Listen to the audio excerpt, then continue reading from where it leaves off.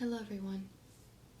This is going to be a different video if you are a subscriber of mine. I do a lot of ASMR videos. If you're new here, then you're probably clicking because you want to watch this and you see the title and you're prepared.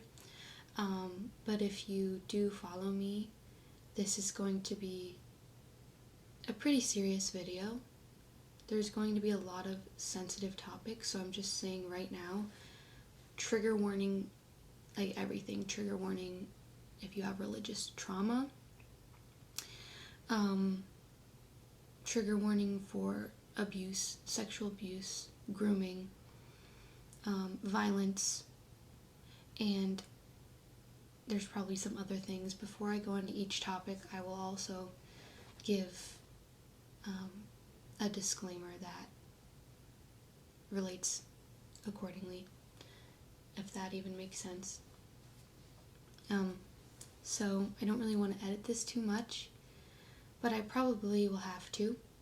I have my laptop in front of me. I have 6 pages of notes. It's not really notes, it's like part of the story. It's not even the whole story, but I'm not even sure how to title this. But I will be talking about my upbringing in religious extremism. I'm not even sure what to call it. A lot of people have tried to put a label on it, and it's never the correct label. I know there's a lot of stories online about people growing up in religious cults and people going through child torture, and there's very specific labels. I don't have that. You're not going to get that from me because I still don't know technically what it would all be called. We weren't part of a cult. My father wasn't part of a cult. He just delved into this secretive other world of Christianity. A lot of it was because of the internet, so it kind of reminds me of like the 4chan sphere, where it's just a lot of internet lingo, lots of internet micro celebrities and even very small creators that were pushing some of his thoughts and values, but overall he was a conspiracy theorist. He is a conspiracy theorist. So I'm going to be talking about growing up with a father that all of a sudden overnight became a crazy Christian conspiracy theorist. And I'm going to be talking about how that led to a lot of abuse. Not just to me, but to my other siblings. I'm not going to give every detail. I'm going to protect people that need to be protected. I'm not going to say any names. A big part of this story is my ex-husband. Yes, I was married. I am divorced. I'm 22 years old. I'm not going to say his name. He hurt me a lot, but I don't want people going and being internet sleuths and finding him and finding my family members. I do not want that. Please do not do that. Because in my life, I've had almost no protection, no safety net, no one that I could trust. And yes, I'm coming on here and saying personal things, but this is me taking back some of my control, and so just believe me when I tell you that it is not going to help to go after any of these people. And I'll talk more about that later. Sorry if my camera is moving. I'm on my bed. This is my little safe space. Got my stuffed animal, got my laptop. So yes, all the disclaimers, and now I'm going to say why I'm doing this. I'm doing this for myself, firstly, because I'm forgetting a lot. Trauma makes you forget. And while some people may think it is good to forget, that's great, like you're forgetting all the traumatic stuff. That's not quite how it works, and again, we'll talk about that later, but your body remembers. And I don't want to forget everything and be questioning later as to why I feel a certain way. I don't want to have to try and reach deep down, feeling troubled as to why I feel a certain way, but I can't remember why. So this will be like my full account, minus some things that I'm just not going to share. And I will share whatever I feel comfortable with. But this is also for other victims of abuse. If you've been through something even remotely similar, I hope this will help you to not feel alone. I've never talked to anyone that has been through something quite like this. Not to say like, oh, I have all this trauma, nobody's like me, but I just mean the nature of it and the things my dad fell into. I've never met someone that went through something similar. And also, my story of abuse and grooming is very different from what you see in the movies and, well, maybe not the movies. The movies are obsessed with showing grooming. But in books, not sure the word is it clinical? But I don't know.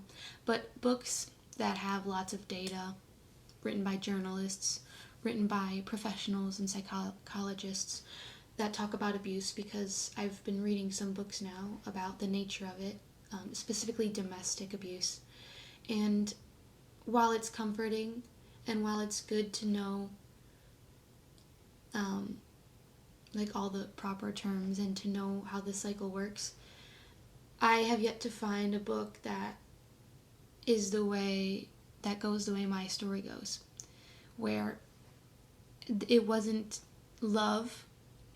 I wasn't in love and then it gradually turned into abuse, or there was like this snap and then abuse started. Abuse started for me right away, but I still stayed. So we're going to talk about that, but I think this story is important, especially for people that blame victims and for people that don't understand the cycle. I think this is important to watch. So if you're a victim of abuse and you find comfort in hearing similar stories, then I hope this helps you. If you're not able to watch something like this at the moment you're in your life, please do not watch this if you think it's going to trigger you. This is also for people with religious trauma. This story is about religious trauma and religion, Christianity. This is also for people that I know. I believe my family will watch this. This is already 8 minutes long. If my family members watch this, if my ex watches this, if my father watches this, I think it's important for them if they want to see it. There's people that I wish wouldn't watch this, but they probably will, and they probably will be very angry, but I will be referring to my ex with just an initial, M. So if M watches this, I'm not suing you, I'm not blasting your name, and I will never get justice in the legal system for a lot of reasons that I will probably talk about later, but also because of the things you have said. And you know your laws, you know everything, and you've made it clear to me that that's not a safe path for me to take, to seek justice in that way. So this is my justice. So please just leave me alone. Thank you. Because I'm not coming after you. I'm just making a video. For my family members, if you watch this, I hope you understand how things affect others, just broadly. To the family members that enable perpetrators and predators, I hope you really see what it's like from a victim's perspective, and I hope you can just put down your self-righteousness and your religion to just be human I hope I cleared up everything that I needed to.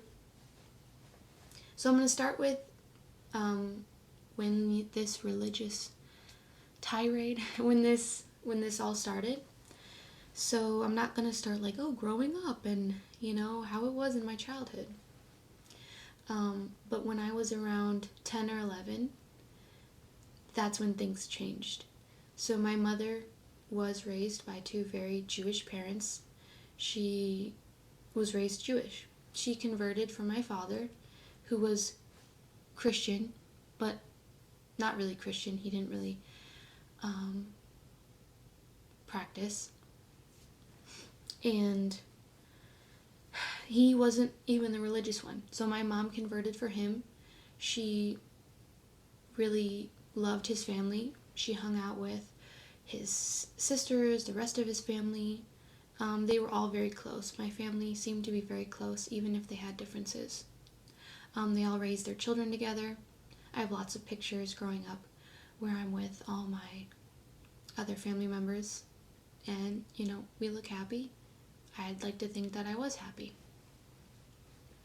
So my mother was the one that took us to church every Sunday. My father did not go. He did not go to church. He stayed home. That made my mother very upset that he didn't follow the same religion.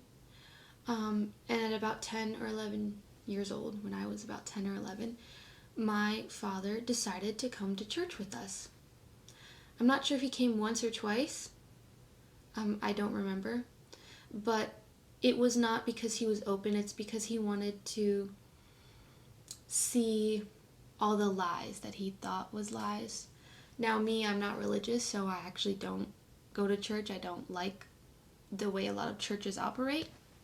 Most churches, in fact.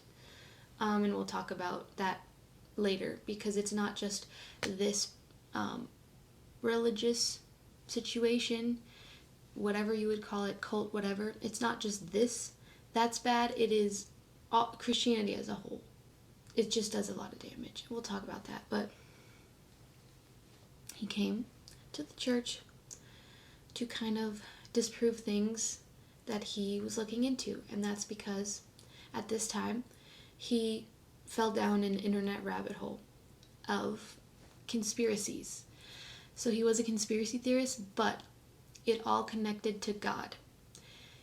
I'd like to think he just really loved conspiracies. It gave him like this rush. It gave him an adrenaline rush. And the God thing was like, secondary. But he would always relate it back to God. And he would say that all of the conspiracies, all of the elites were putting this together to stray us further away from God, if that makes sense.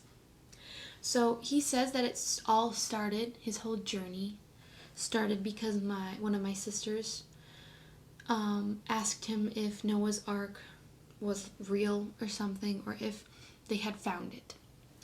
And he said this sent him into his journey. He looked it up. At the time, that was a big deal to him. He found, I think, this man named Ron Wyatt. If that rings a bell, if that wakes up any of y'all's sleeper agents, for the people that have been through something similar.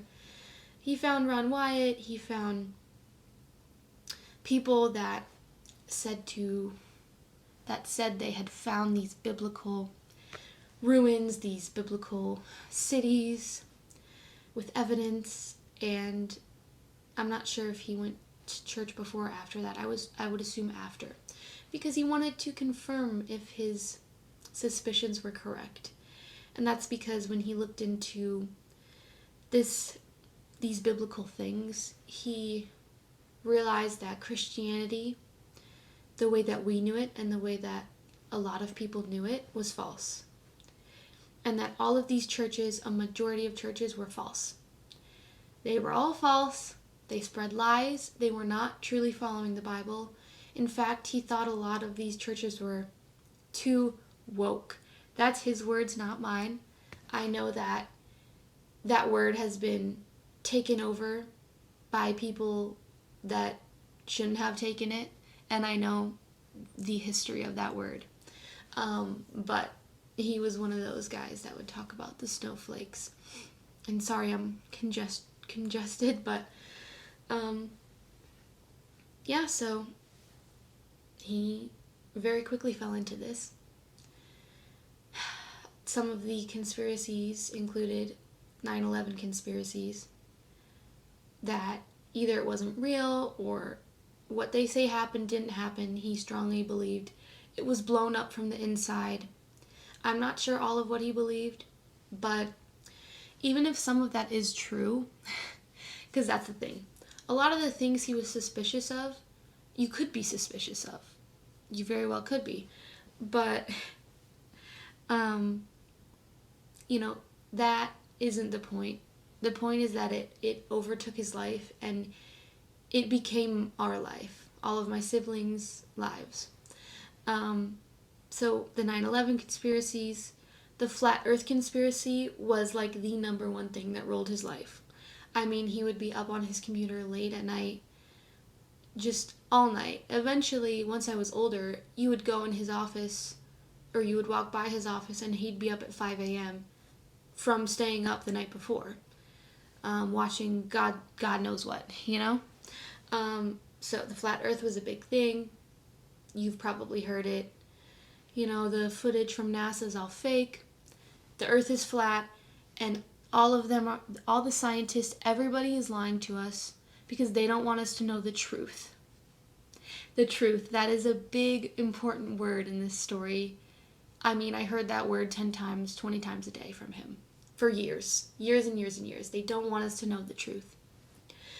So honestly, even then, though, it was kind of, that was even lighthearted, but to us it wasn't.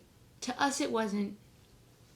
Looking back, it's kind of funny, but he made us watch all of these documentaries. He would make us sit down and watch these, 3-hour-long documentaries to know the truth about all these certain topics. We had to watch them. We'd be sad, sometimes we'd cry because our world changed. He immediately made us stop going to church. We did not go to church anymore from that point on. Again, I don't know if I was 11 or what. We stopped celebrating all holidays, which might not seem like a big deal, but Christmas was a big deal for us. We always had a super tall Christmas tree. We would have all of our family over for Christmas. Like, we were the Christmas family. Like, it was a big deal. And that was a big joy in our lives, and he took that away. I'm not going to go into, all the beliefs and, why he thought certain things. We'd be here all day, and frankly, I don't remember a lot of the shit that he would talk about. But every holiday has pagan origins. He didn't want to celebrate that. He wanted to celebrate as close to the Bible as possible, which is funny because we didn't celebrate many biblical holidays. We didn't celebrate Passover or anything. And that's the thing. It wasn't like we were living like the Amish. It wasn't like we were living like Hasidic Jews or like conservative Christians that live just a very different lifestyle. Is it Orthodox? If you're Orthodox. If you're Orthodox, let me know.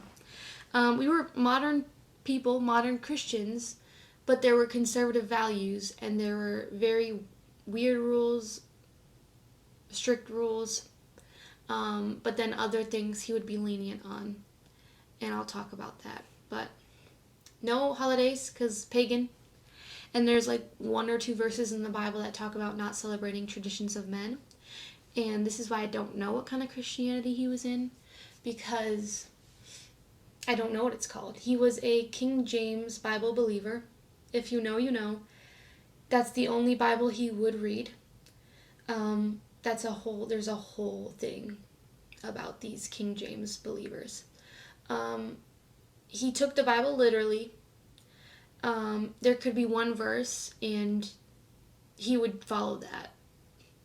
There was no questioning it, really. It just was truth.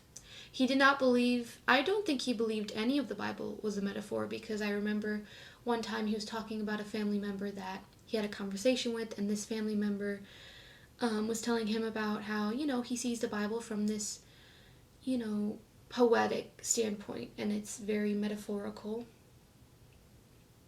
And my dad was mad about that. He's like, how could he? How dare he say those things? So my dad thought a lot of it was literal, which is very dangerous. Very dangerous when you look at some of these verses and when you look at these stories, when you look at the Old Testament and the genocides that occurred. And that is why you have so many Christians that defend the Palestinian genocide, because the Bible defends genocide. And God defended genocide. And God specifically said to kill children, women and children, and to not spare anybody. So when you have people that there's no nuance, and when they go into their lives and they maybe have some background knowledge of Christianity, or maybe not, and so they know that they need to follow God, and that the book that they're supposed to follow is the Bible. And when they go in with that knowledge, it's very dangerous because they believe that the Bible is good. Bible equals good, Bible equals true, and so all that shit that happened in the Old Testament is good. And whatever God said was good is good. Even though a lot of the things God said was not good. Was not good. So there's no nuance in seeing like, ooh, that wasn't good. Moses maybe made a mistake by telling all of his men that they could take child slaves for wives after killing all their family members. That was probably a mistake. No, they would find ways to justify it. Everything was justified. Nothing was ever wrong. The Bible was true. The Bible had no contradictions, even though it does. And if you didn't believe one part of it, you were not a Christian. If you thought that being gay is okay, you're not a real Christian, even if you aligned with everything else. So that's why I say it was extreme, because it's either all or it's nothing. So I feel like I kind of have been in circles, kind of repeating myself. At the very start, he also went into all of our rooms. I have 6 siblings. He went into all of our bedrooms, and he took away anything that was evil. And I know some people have a similar experience growing up in Christianity, but he took away my brother's Pokemon cards because they kill each other, and that's wrong, even though the Bible's full of people killing each other, and it's justified. Anything demonic. So I had Tokidoki blind box figurines. I had the unicorns, and they have like a heart with crossbones. It's not even a skull and crossbones, and because they kind of had a dark theme, he threw them all away. Maybe I only had like 2 or 3, but he threw them out. I had some My Little Pony blind bags, and this would probably be, was it 2013? If that's 12 years ago. Yeah, probably 2013. So I had these My Little Pony blind bag figurines, and the slogan was My Little Pony, friendship is magic. And magic, if you know, you know. In this world of this type of Christianity, magic is like the most evil thing, and this man would find anything that would tie to magic. Like everything was magic, everything was evil, everything was witchcraft. So he threw those out. He threw my Little Pony figurines out. I was devastated. I was really upset because we lost Christmas, we lost church, and those donuts. Because man, that's why I like that's why I liked church. And then I lost like a lot of my stuff because he thought it was evil. So again, looking back, it's kind of funny, but being a 10-year-old, it's not funny. It was very sad. But it got much more serious. The conspiracies got much more egregious, much more just crazy. So part of the harm came from Alex Jones. If you know, you know. And one of the very first conspiracies, other than the 9/11 and the Flat Earth conspiracy, was the Sandy Hook conspiracy. And my dad fully believed that it was all fake. These parents and children being filmed were all crisis actors. And from then on, any major shooting that happened, he just did not believe. I remember being probably 14 and there being so many shootings. And I remember one in particular, I asked him about it. I'm like, so, like, do you think this is just fake? Like, when it becomes newsworthy, do you just think it's fake? And he was like, yeah. I mean, they're probably crisis actors. I would look into it, but yeah, it's probably not real. So he really didn't believe shootings were happening. I just really don't understand the logic. His logic was the elites are part of everything, whoever the hell the elites are. And they want us to be controlled, and they want us to be deceived, and they want us to think the earth is round, and they want us to think that, I don't even know. I don't know why the elites would care if, I don't know why the elites would put up a fake shooting. He said it was for fear, and he probably would talk about how they want to take away our guns, even though he didn't even own guns, okay? But I think he thought the government was this evil thing, which it is. That's the thing, like, the government is corrupt. He's right that the government's corrupt, but he just went so far into it. And even if everything he said was true, the way he went about it with putting so much fear into us it's so wrong what he did to his young children. So yeah, the conspiracies got crazier. He was anti-Semitic, even though his wife was Jewish. So the Jews ruled the world. The Jews did everything. I mean, he could have said the Jews did 9/11. I'm saying Jews, by the way. My mother's Jewish, so I don't know. I grew up half of my family being Jewish. I don't know if you are a little offended by that. I'm sorry, but I mean, I grew up celebrating Hanukkah, doing Jewish things. So, sorry about that, but I'm not anti-Semitic. I am pro-Palestine, anti-Israel, but I'm also anti this conspiracy that the Jews rule everything, because it's not the Jews. I think Israel puts its foot into whatever they can get their foot into, but that doesn't mean Jewish people, because Jewish people exist outside of Israel, and it's good that they exist outside of loving Israel and living in Israel. So there was the shootings. Oh yeah. One major thing was the Illuminati. So if you're around my age, I'm 22, so if you remember being like 10, 11, 12 years old and the Illuminati being this super silly, like, ooh, funny meme, basically. It wasn't a meme to my father. It was definitely not a meme. It was real. Beyonce, everybody was in the Illuminati. This is where it gets dark. Trigger warning, child abuse. I don't know if I can even monetize this. I mean, I'd like to make some money off this, but I probably won't. If I get anything from this trauma. It's not even that bad yet, but we'll get there. He believed that, like, pretty much every celebrity practiced child sacrifice.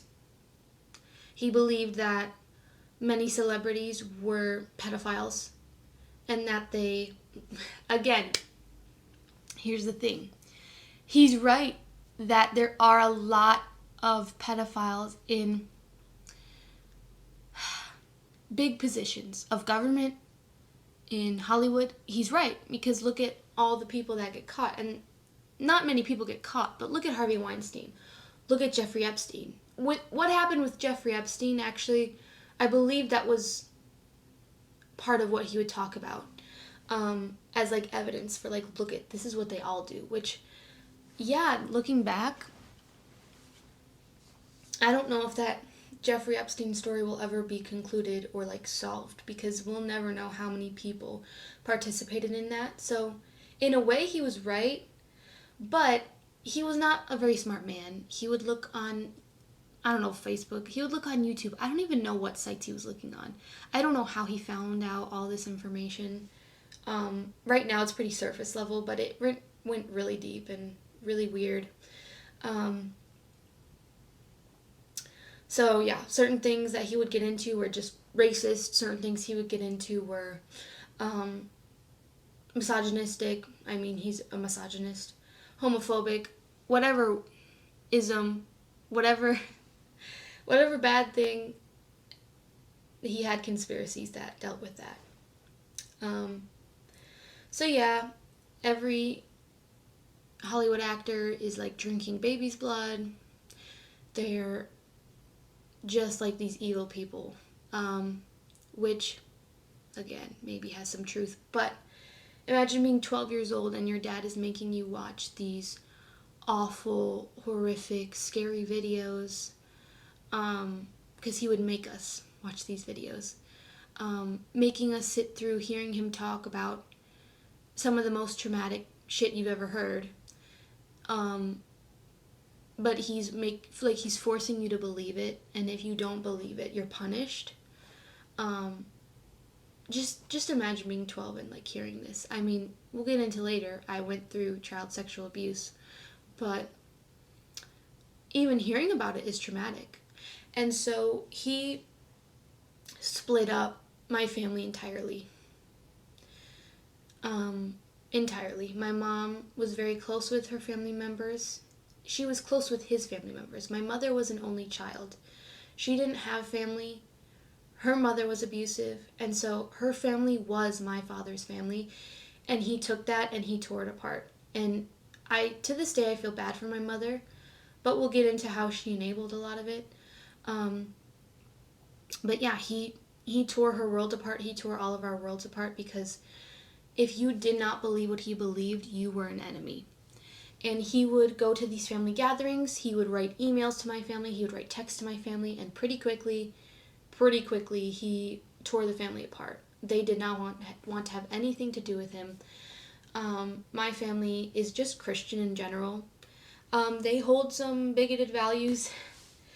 Not funny. I mean, I'm pansexual. I do not want to date men anymore in my life.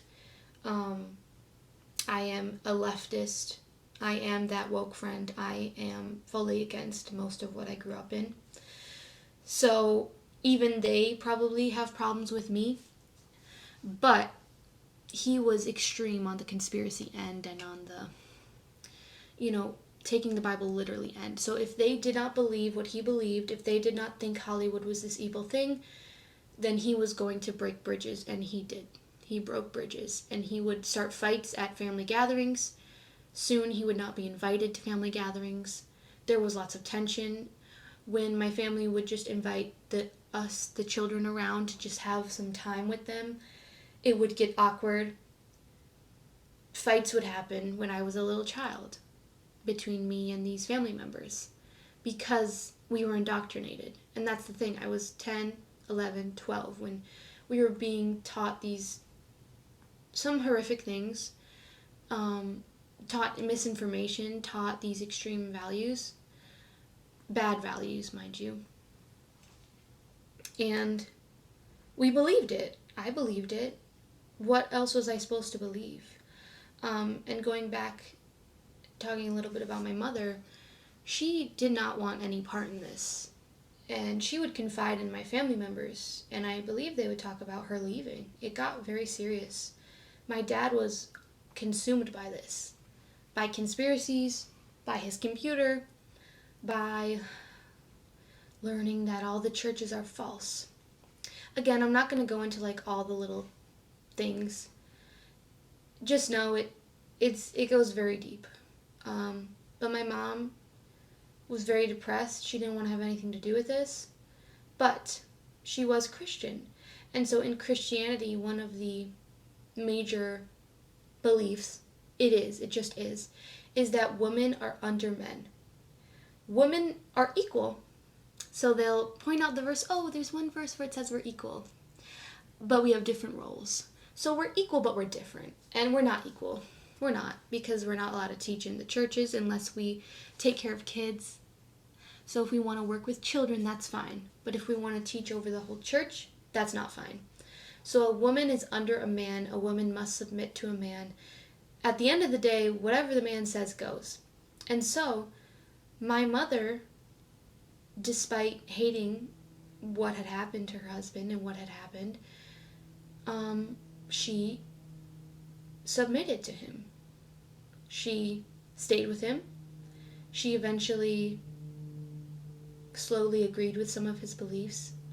She eventually stopped trying to banter or to have real conversations.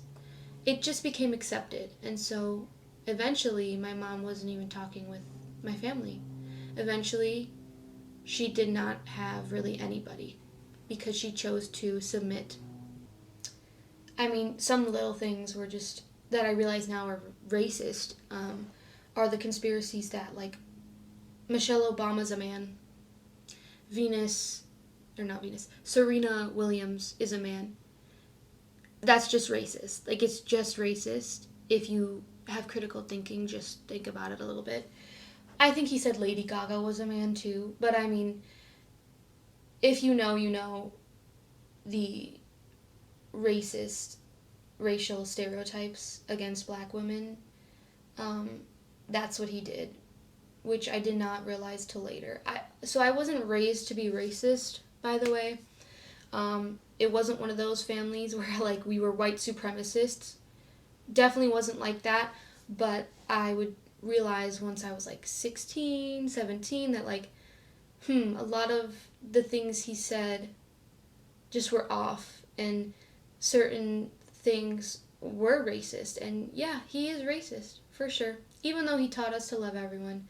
So I'm glad that I am not like him, but I definitely realize that now, that some of the things that he was subscribing to were just racist.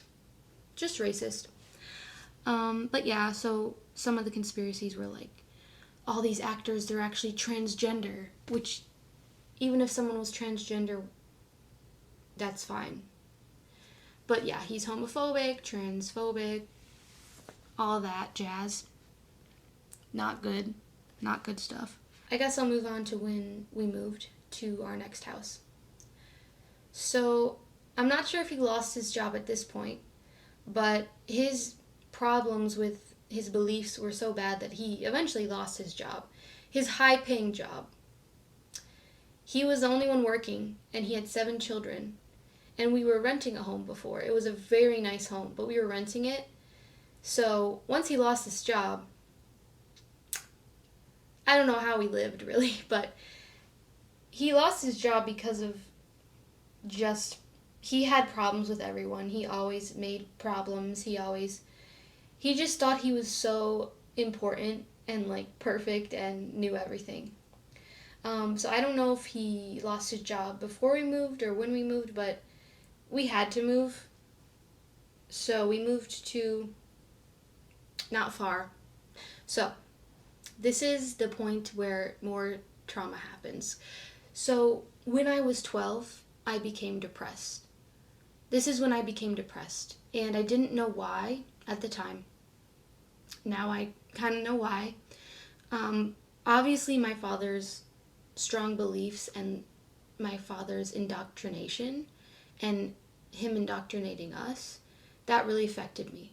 But at this point, this is when a lot more shit happens. And so I have an older brother. I think he's 31 now. I'm 22, he's 31, I think. He's either 8 or 9 years older than me. And this brother, so at the time, would have been an adult. I think when I was around 12. Yeah, when I was around 12, when we had moved into this house, my father moved back in, my brother. And a lot of bad things happened. This brother is a horrible person. He's just a horrible person. He had a girlfriend. I think she was 18, maybe 19, and he was 25. I don't want to make anything up here, but he was older than her, and she was like either 18 or 19. Okay?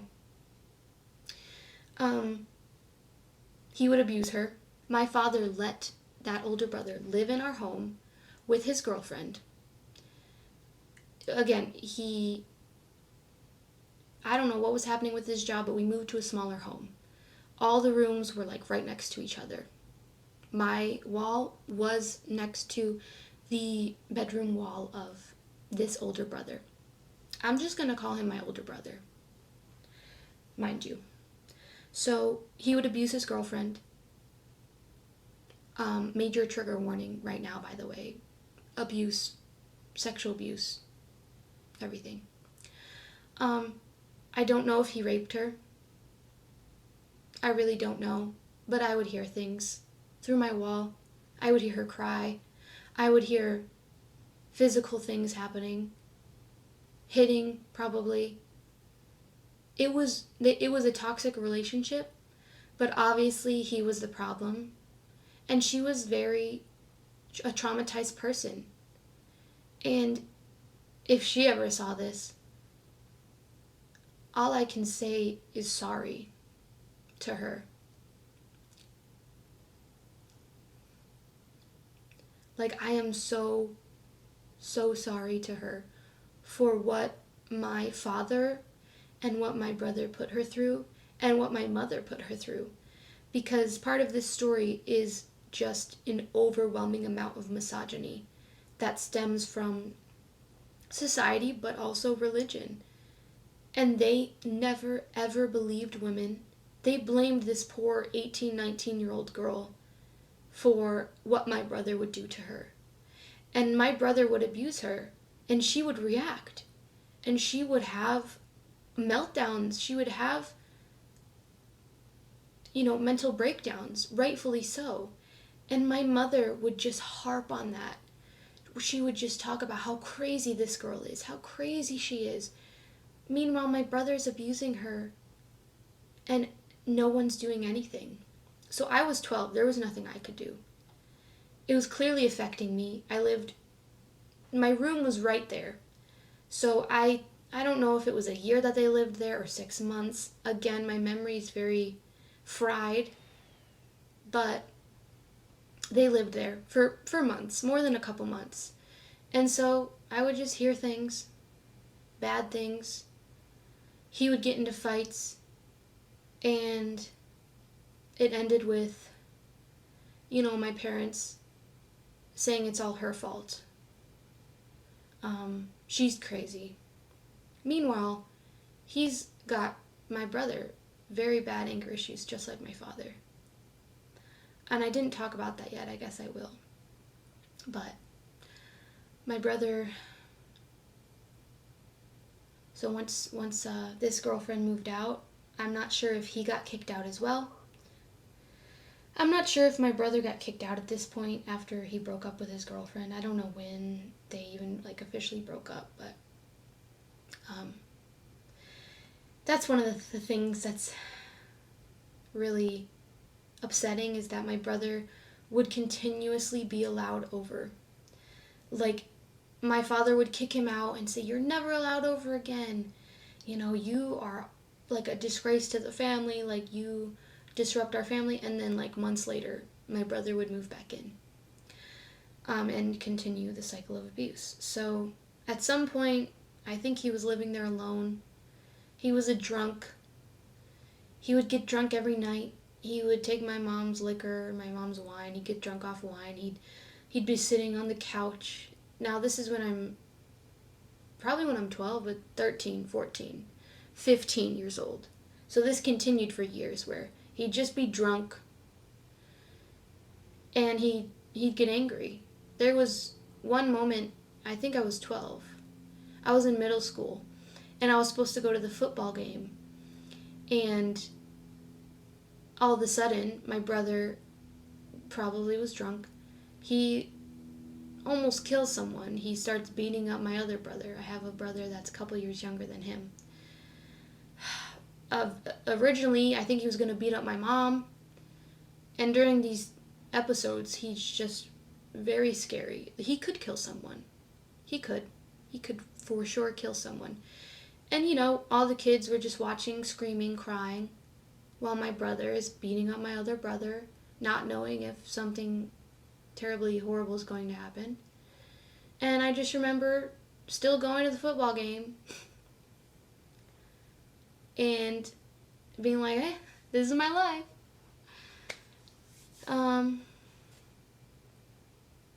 So I'm sorry if anyone that I know is watching this. I'm sorry if I was really obnoxious in middle school and high school, and I was like just I was very depressed. So I'm sorry if you found that annoying, like, oh, poor, she's having a pity party, she's like a troubled teen, she's troubled.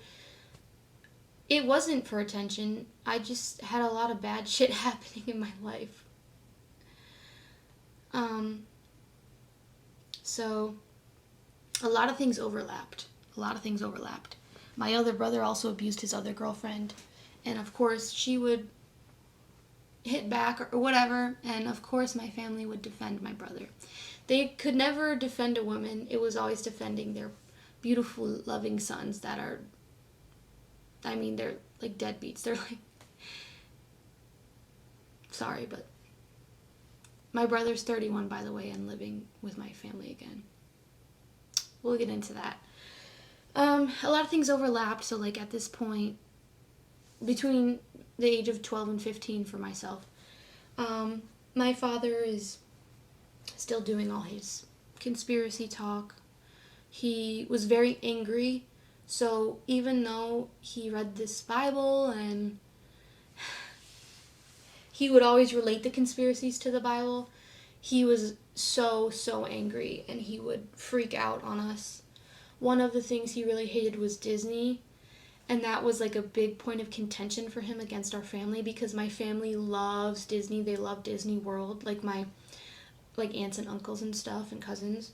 And so he would get genuinely so mad that they would go to Disney and that they would watch Disney films, like just irrationally angry. So he would say it's because Disney's magic and Walt Disney was like evil and there's all these conspiracies. But the Bible, God, we need to follow God, and everything that Disney stands for is against God. He always had to lead it back to God. But he would want to control people, so he would just get very angry that other people liked things that he didn't like. And one day, maybe I'm 14, I don't know, my sister comes home. She had gotten a debit card, and she got like a Minnie Mouse debit card. And when my father found out, it's ridiculous, when my father found out she had a Disney debit card, I was in the house. He got so angry. So angry. He was screaming bloody murder. He got in her face, right up against her face, spitting, screaming. Just like, how dare you? Again, I have a bad memory. I don't know what he said, but he just ridiculous things. He's screaming at her. He's saying, you're going against me. You're doing this to go against me. Like, he genuinely thought my sister was doing these things to go against him, because my sister liked hanging out with my family. She liked Disney. And he really had a vendetta against this one sister. At one point, she was vegan. So no matter what she did, he would just get so irrationally angry. And I thought he was going to hit her. I think I was telling him to stop. I was over the staircase watching, over the living room watching him do this. I always tried to help. I was probably crying. I don't know if I tried to stop it. Even if we tried to stop it, it wouldn't help, and it would put us at risk. So it ended with him slamming his fist and arm into our dog's crate, and our dog was a Weimaraner, so he was a big dog. The crate was like the biggest crate you could get, and it's metal. It's very strong. And he made a dent in it. Like a huge dent in it. And of course he wanted to hit her. He wanted to hit her, but he didn't. He hit the crate. So that's a very ingrained memory for me. So yeah, just know he was a very angry man. So pretty much everything would relate to conspiracies and God. So like, I think when I was 12 or 13, I came home one day and, wow, this is an hour long. I came home one day from school. My parents were in the living room looking at me, and they said, we got a call. We got a call from your school. And I believe my dad was angry. They weren't concerned for me. And they said, what are you doing at school? What are you telling people? Why are you telling people these things? And they learned that my teacher found on one of my worksheets that I said, like, I wanted to kill myself or I wanted to die. And I would write little notes like that because I did want to die. I did. So, I don't know, you could say it's like for attention. Yeah, it was. I wanted someone to help me. So, instead of loving me and getting me into therapy, seeing if I needed medication, giving me a loving embrace, I was yelled at. And I cried, and I was just yelled at, and I tried to defend myself and say that I'm depressed, and I wasn't allowed to be depressed, apparently. He said I have a roof over my head. How could I be depressed? He said depression's from the devil. I guess he insinuated that either I had a demon or like the devil was telling me this. So yeah. And I stayed depressed for a decade. I still have depression. I did not get medication until 4 months ago, by the way. So I suffered for a long time. I mean, that was when I was 12, so under their watch, I suffered for 6 years, and they did absolutely nothing. They did absolutely nothing. Like, nothing. Like, they did not help me emotionally. My dad said emotions are from, like, the devil. Like, strong emotions are from the devil. If you're emotional, like, that's a problem. Like, we couldn't be emotional. This was at that same time where he would tell me these things. Even though he was angry, and that's an emotion. So he never could do any wrong, but like, yeah, we couldn't be emotional. So it was hard to show our true selves around him because that was like triggering him. He couldn't handle emotion, like it wasn't good. He was very misogynistic, so if we were emotional, he would always say, the usual shit that men say, like, oh, you're on your period, and like, just icky stuff. Let's see. And I won't get into too many personal stories anymore, but those are some important ones. Just my brother, living through him abusing his girlfriend, living through him being just awful. But just know, like, there was countless nights, countless stories of just bawling my eyes out, crying because of what my dad did, because of what my brother did, because of what they did to me. I would hide in my closet at this age. I would hide and it was very small, by the way. I don't know how I fit in there.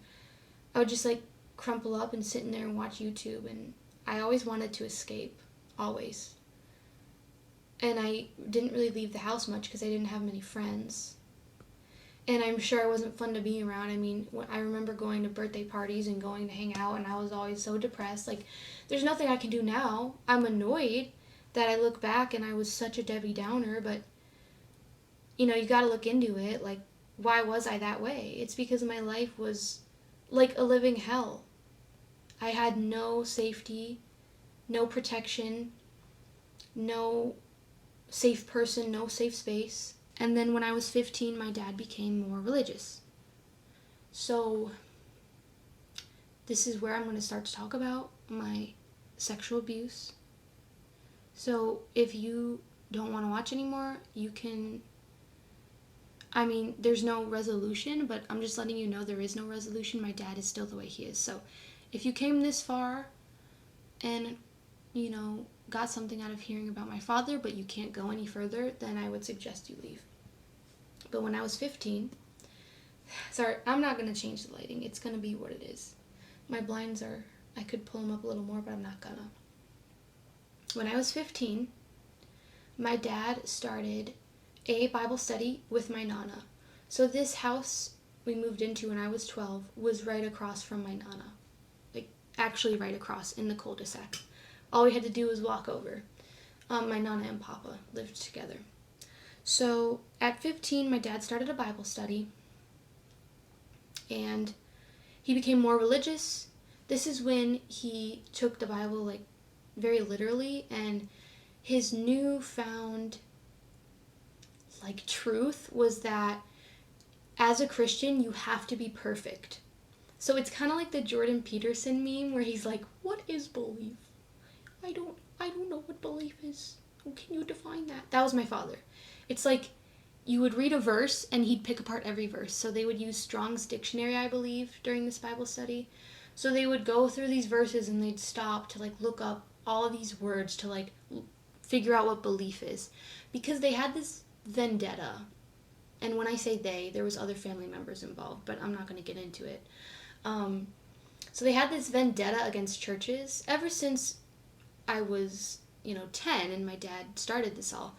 He had this vendetta against churches. I don't really remember exactly why, but, he just said they weren't telling the truth. But at this point, he held the notion that they weren't telling the truth because they're not actually reading their Bibles. They don't read the Bibles, like, at all in church, which is kind of true. They read, like, a couple verses. So he's like, we're going to actually read the Bible in this Bible study, and we're going to follow it. And he thought that Christians, most of them have a problem because they think you just believe, and once you believe in Jesus and God, you're saved. And once saved, always saved, and then you're good for eternity. And you don't even have to do anything because God does everything for you. That's pretty much mainstream Christianity. You try, you strive to be good, you strive to do well, but you're imperfect. Some people believe you're born sinner, some people don't. You're either born sinner or you, at some age, become a sinner. But you're imperfect, and God saves you from that, and He saves you from sins past, present, and future. My father did not believe any of this, and he believed that was, like, very dangerous and evil, and it was like an agenda, and that I'm not sure if he tied it in with the elites or what, but the conspiracies tied in with the churches and everything. So no, you had to be perfect. Like, you couldn't sin. He taught us that the word belief actually is perfect. Like, I think that's right, but, like, some of the words he would look up, and he would be like, look, this is what it actually means from the original texts. And so he was, like, instead of owning the libs, he would, like, own the Christians, where he would be like, they don't even read their Bibles, like, they think that they are saved, but they don't even know what the words mean. I know what it means, and it means that you need to actually stop sinning. Even though this man never once stopped sinning. He would judge everybody. He would be so judgmental to us. He would instill so much fear. I feared death. I feared every day. I was so shameful every day if I would commit a sin. Yet he never stopped sinning. He was a very angry man. He would scream. He would do bad things. He was a cheater. And he never stopped. But yeah, that was, like, a main belief. You had to be perfect. Once saved, always saved is BS. If you commit one sin, then you can go to hell. And just a lot of other stuff. I'm not going to go into, like, all his little beliefs. I could totally do another video delving into more of that, but, like, I need to get into some other stuff. But, so at this point, we introduce M. my ex-husband. My ex-husband was 4 years older than me, and he was my brother's friend. Not my older brother, but my other older brother. So he was 4 years older than me. He would come around. He knew me probably since I was 11, 12, maybe 12. So when we moved into that house, I knew him. He would come around with my brother after high school because they went to school together. But I would see him every now and then, but eventually he started going to this Bible study. When I was 15, he started driving an hour to my Nana's house to have this Bible study I think it was every Friday. And so I really wasn't interested in this Bible study, I don't think at first, but I think I started to go because of him. So before my 16th birthday, I would start talking with M. We would stay up a few times till like 2 a.m. just talking, I think after the Bible study, because he would come over after the Bible study and just come across, because he was friends with my brother. But there were instances where we'd be up on the couch just talking. Mind you, I'm 15 and he's 19. And yeah, I had a crush on him. As a 15-year-old girl, I thought he was cute. Looking back, I don't remember any of the shit we talked about. I don't remember why I liked him. I don't really think I did like him. I just think I was a 15-year-old girl. So I started going to the Bible studies. And then, when I was 16, I asked M out on a date.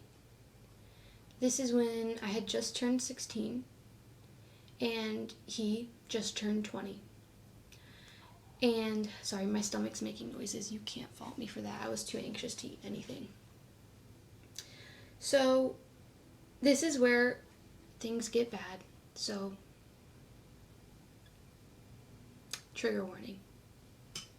I asked him out on a date, and pretty much immediately he raped me. So, I'm not sure if it was like a week after our date or 2 weeks after our date. We went to a museum. Again, what should have happened is he should have been like, no, you're too young for me. What should have happened is my parents should have said, you're not going on a date with him, like, he's too old for you.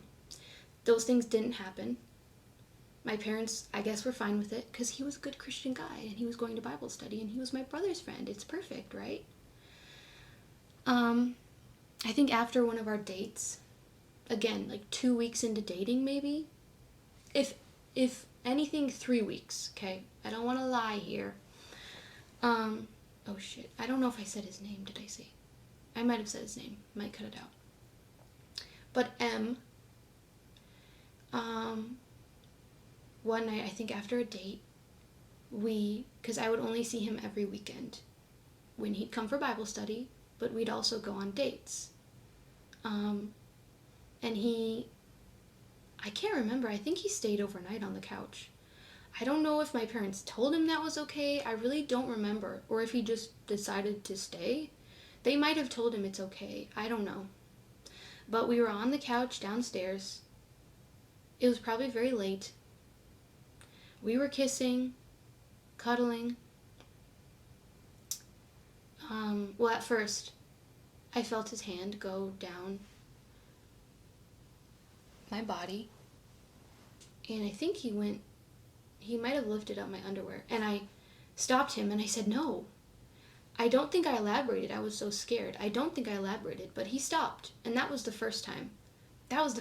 So that's either 2 weeks after dating, or I think that was 2 weeks after dating. The next weekend, though, we cuddled again, we were kissing. Now, looking back, that's fucked. Like, you don't touch someone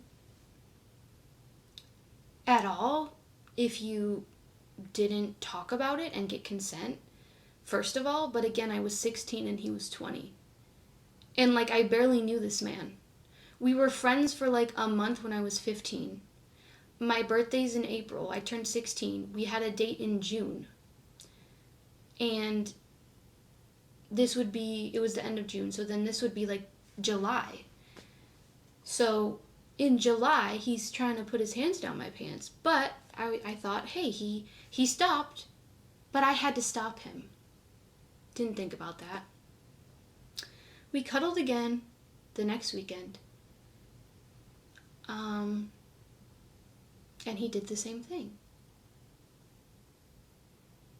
I don't want to talk about what position we were in or like how it happened, but he put his hands down my body,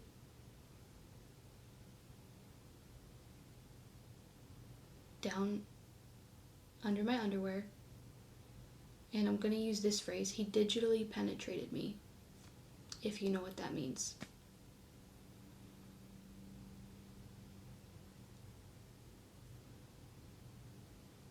And I froze in fear. Yeah, that's it, I froze. And this time I didn't say no, and I didn't stop him. But it's rape. Rape is any penetration, with any object or any body part. I don't know how long it continued. I don't know what I was thinking. I just remember the initial moment of just sitting there in shock. And I felt betrayed. I thought, how could he do this? Like, he's Christian. How could he do this? We go to Bible study together. And I thought he understood that I said no the last time. Yeah, he didn't say anything. He just did it. And that started the cycle. Every weekend thereafter, I was abused. I don't know when it became mutual, but I will say this was in Illinois, and that is statutory rape. Between a 16-year-old and a 20-year-old, sexual intercourse is statutory rape. And I remember talking to a therapist about this. It does not matter even if you wanted it. That is wrong. There's a power imbalance. When you're 16, I was a child. I did not want to be sexual. I wasn't sexual. I wasn't interested in sex.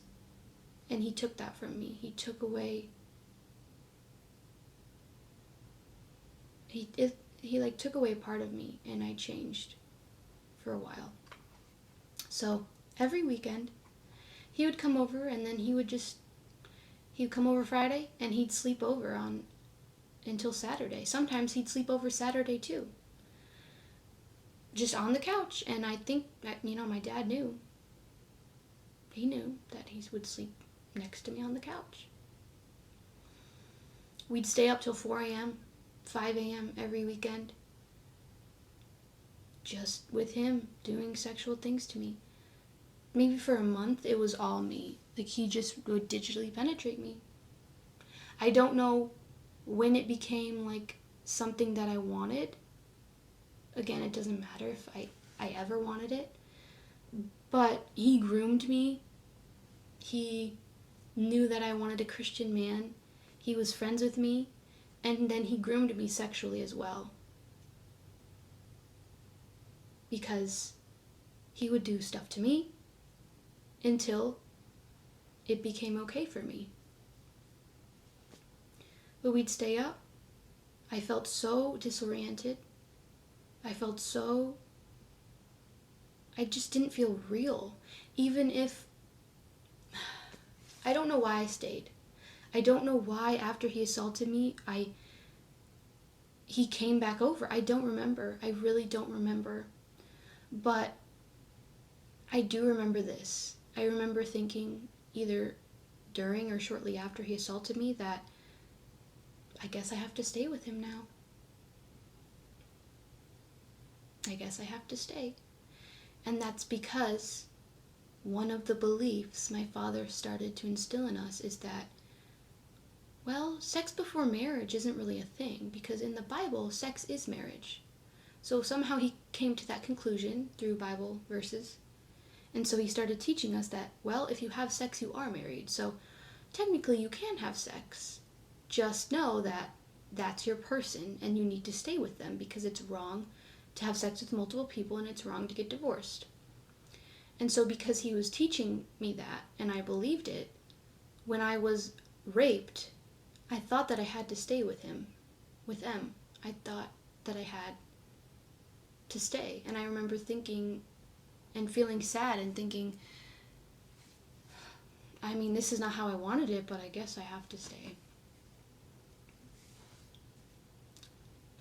And that's what's dangerous about this religion, about Christianity, is if there is no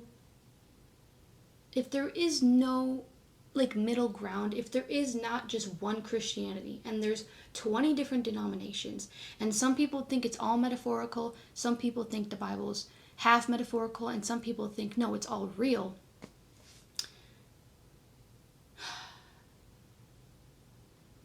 then like, is it even all one religion? My dad would say no. He would say that his religion was different. Like, he was a true Christian and no one else was. But if anyone can just interpret it how they want, and that's fine, and it's fine to teach your kids that, and to make them feel that when they're abused, that they're in the wrong. Like, what are we doing? How is this something that we're bringing children up into? Because it's not just my dad that did bad things with this situation. We'll get into how I was treated by everybody else. But, yeah, this continued until I was 17.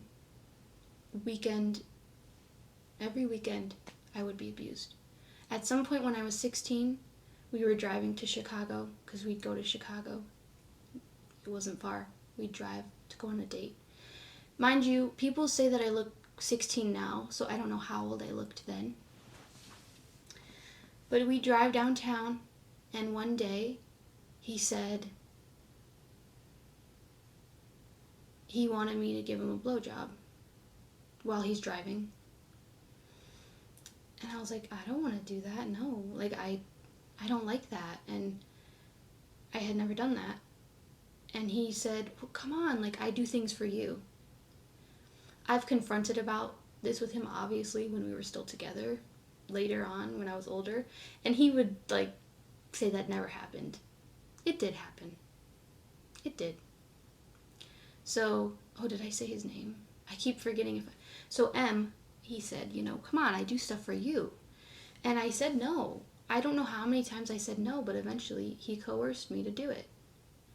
And he made me feel like I had to. And so I did. When I was 16 and he was 20. And from there it just continued to do other things. We never really went like all the way. This is like sexual intercourse, when you think of that. Like, we never did that. A few times it happened, but like, he never wanted to go that far. And so with me, he would tell me, like, what we're doing is okay. Like, this is okay under God, because we love each other. He would say, we love each other. This is fine. But then all the way wasn't fine. Although it happened, like, on accident sometimes. It happened not on his part. Like, he did all these things, knowing, fully knowing. Yeah, it was weird.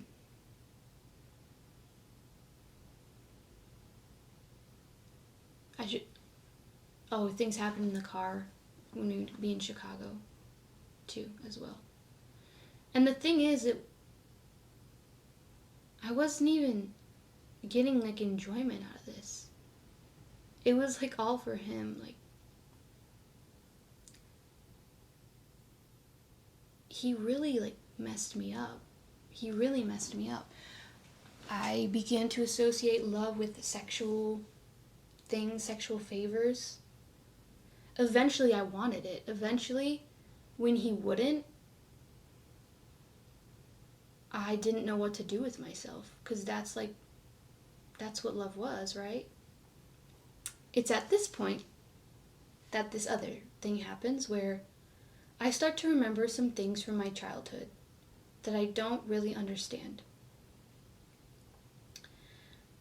At around 16, I started having flashbacks and memories from when I was a child, from when I was 8 or 9 years old, with my older brother. So when I was 8 or 9 years old, I was molested by my brother repeatedly. I don't know if even I can say molestation. I don't really know. But I started remembering my brother coming in my room. I started remembering him putting myself on top of him. I think fully clothed. I don't know if he had boxers on or what, but, you know, at this age, I probably would have been in a nightgown, you know. I wore lots of nightgowns at night. Yeah, my older brother would come in my room. I started remembering these memories. And then I remembered a bad memory that really like solidified that it wasn't right, where I remember being on top of my brother and feeling something hard against my body because he made me lie on top of him. And then I remembered him telling me or asking me if I was asleep over and over. Are you asleep? Are you asleep? Hallie, are you asleep? Trying to wake me up. And that's when I realized, like, oh shit, like he was coming in my room to get sexual gratification because he had a boner. That's what I felt. And he would make me lay on top of him. And he would rub my back, and he would... At the time, I did feel weirded out. Because I remember the memory that popped up. I remember feeling a little scared and, like, not knowing what that was. But I didn't know what was happening to me. And I will never know what happened to me because I would fall asleep every time. And I would wake up and he would be gone. So he would get a boner, he would rub my back, he would make sure I was asleep, ask me if I was asleep. I don't know what he did to me in my sleep.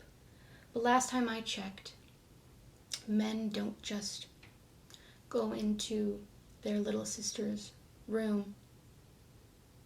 Men don't just go into a child's room and get aroused and just do nothing with that. I don't know if he touched me or touched himself or what.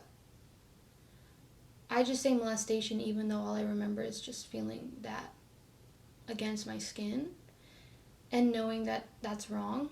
But he did, like he was getting sexual gratification. I don't know what else he did to me, but I do have one other memory, waking up without my underwear on. It was on the floor and I was like, I just remembered that memory also would come up when these other memories would come up. To this day, I don't know what happened. And I'll never know because he'll never tell the truth. He only ever admitted to what I remember, which I don't know. So, this would happen. I mean, he would come in my room like every night. It could have happened 3 times. It could have happened 4 times. It could have happened 7 times. It could have happened more than that. I don't know how many times my brother did that. But I would have been 8 or 9, and he would have been 17 or 18. I don't remember, but this was not like child on child. Like, he fully knew what he was doing. Like, he was an adult. And if he was 17, I'm sorry, but come on, you know? there's no excuse. There's no getting out for him. So, I was being abused by M, and so my body was remembering the other abuse I felt from my older brother.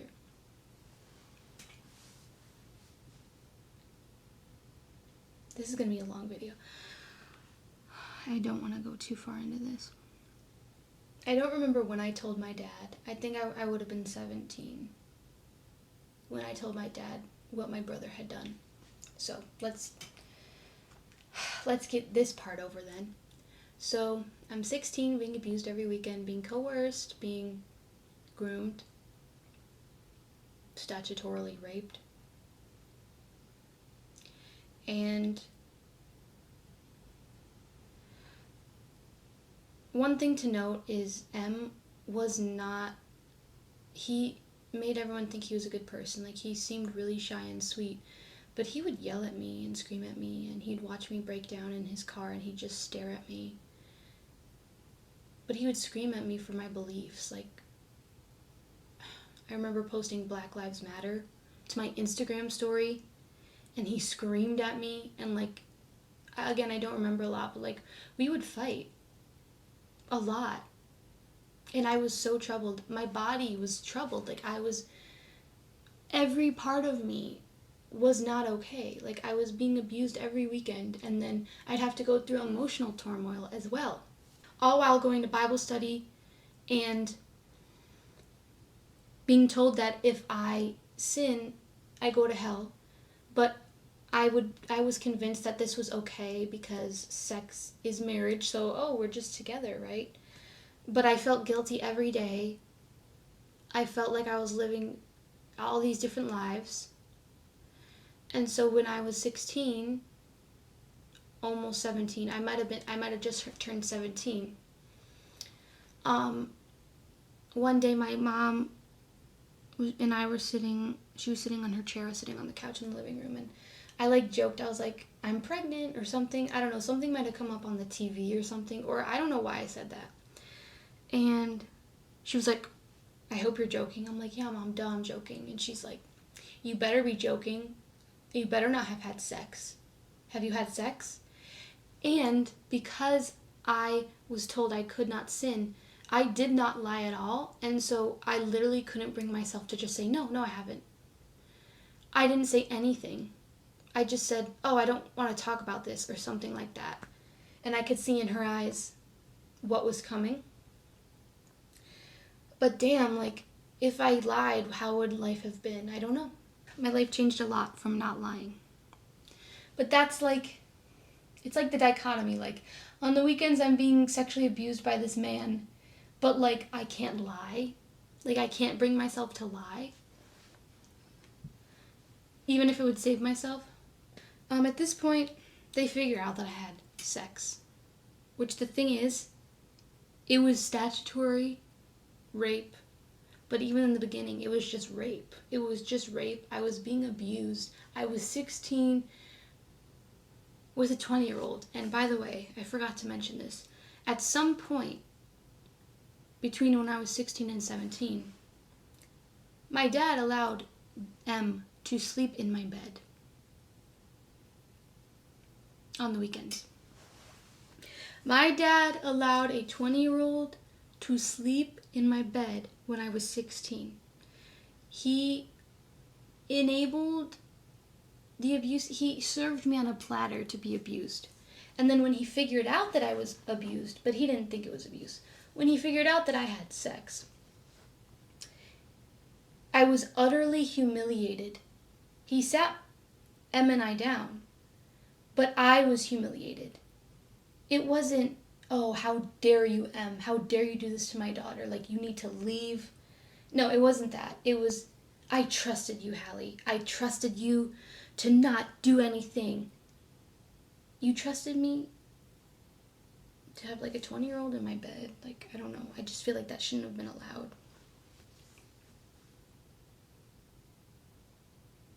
It's like he wanted it to happen. It's like he wanted to find this out and to have something against me. But Yeah, it was aimed towards me. My dad sat down with each of my siblings. Mind you, one of my siblings at this time was 10 years old.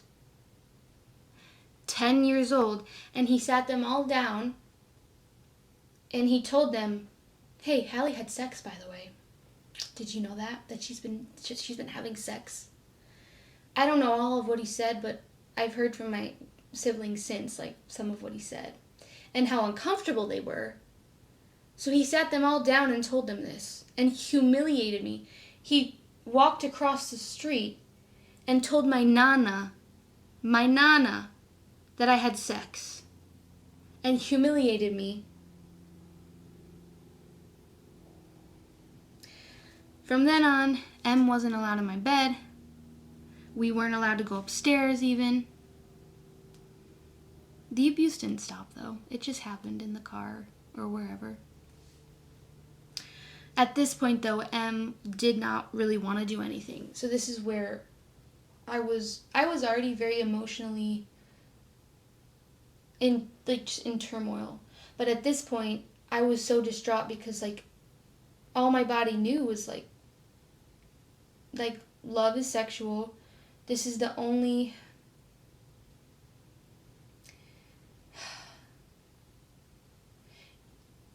I thought that was the only thing going for me because my life was so fucked, but that was part of what was fucked, and I didn't realize that was to my detriment. So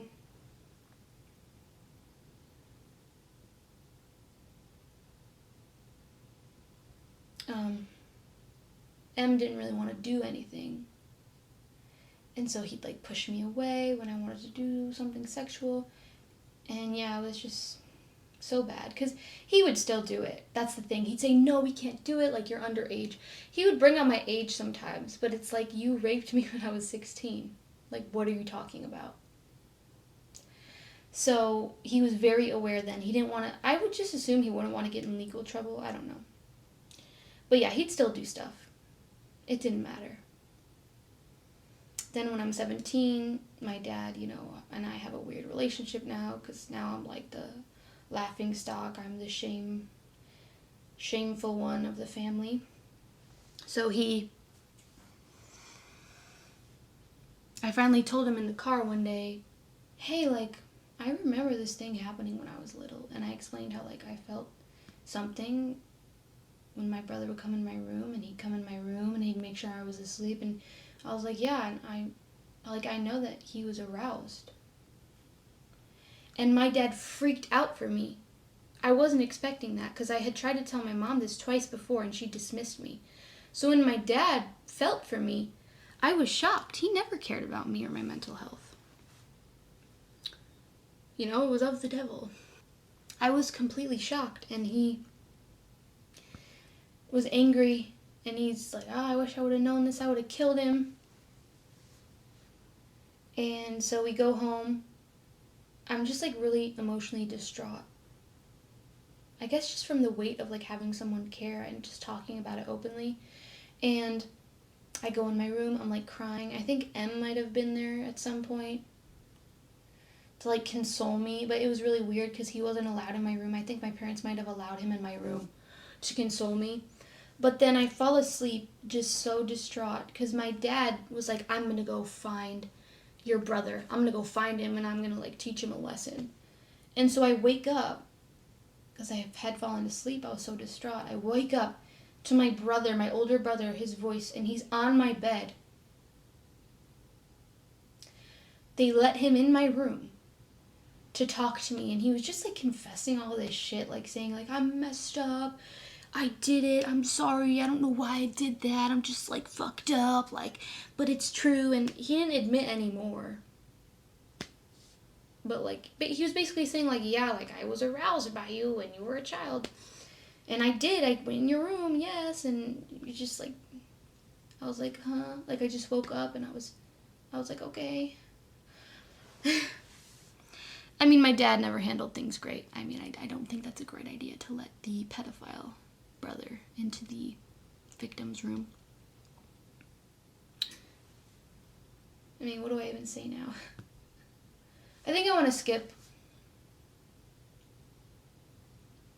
buy a lot of stuff. I'll just say this. When I was 17 and 18, I retaliated against my dad. I still was a Christian. I would go to Bible studies, but I would retaliate, and I would call him out on his shit, and I would call him out when he was racist. I would say, how are you Christian? And he was such a misogynist because, again, he never was there for me. He was never there. Only from when my brother was... When I told him about my brother, he was there, I guess. But soon after that, because he was like, you're never allowed in my house again. You know, you should go turn yourself into the police. Like, don't come around here. And then probably a few months later, my brother was around again. And then when I was 18, I moved out. Because my household was abusive. And I moved out, and, you know, shortly after, my brother moved in, right? Like, so, knowing that my brother's a pedophile and the harm he caused, because I have trauma to this day from him and from M, but to this day, they don't care. And I've had conversations, and my last conversation before going no contact with my father, he did the thing where they go, oh, name 5 things that I did to you. Like, what did I do to you? And I explained. And one of them was my brother. Like, how could you let him back into your life? Like, he's a pedophile. And my dad always talked about, like, the Hollywood pedophile rings and all the elites. They, like, you know, the Epsteins of the world. They're all doing this, and they're raping kids, and they're killing kids, and they're sacrificing kids. But the second it's your daughter, you don't care. And one of the things that they would say behind my back was like, well, he didn't rape her. My older brother didn't rape me. So, like, she should be grateful, basically. And, you know, he was molested. He was abused when he was younger. I don't give a fuck. I don't care. I do not care. It's like how people act with Drake Bell. I don't care if you think the victim lied or not. I really don't care. Look into it. It's like that. When you have someone like that, and then everyone goes, oh my God, guys, see, like, the victim's a liar. Look at what he went through. I don't care that he went through that because he decided to do it to me. If he didn't do what he did to me, I would have cared. But I don't care. And the crazy thing is not only did he do that to me, he constantly put the family through abuse. My older brother. And my dad never cared. Like, how are you Christian but you're not protecting your children? You're not protecting your family. And that's what I mean. He would care about all these things. He'd care about Disney. He'd care about being a misogynist and upholding biblical values and his conspiracies. But the second it comes to his family, if there's a pedophile in the family, oh, he forgives. That's the hill he dies on, is that he chooses to forgive his son, and his son is his family, and so he forgives him. What about me? What about what I went through? What about what I still go through?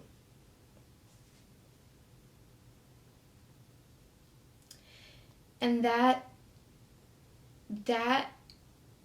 is what's crazy about this religion thing.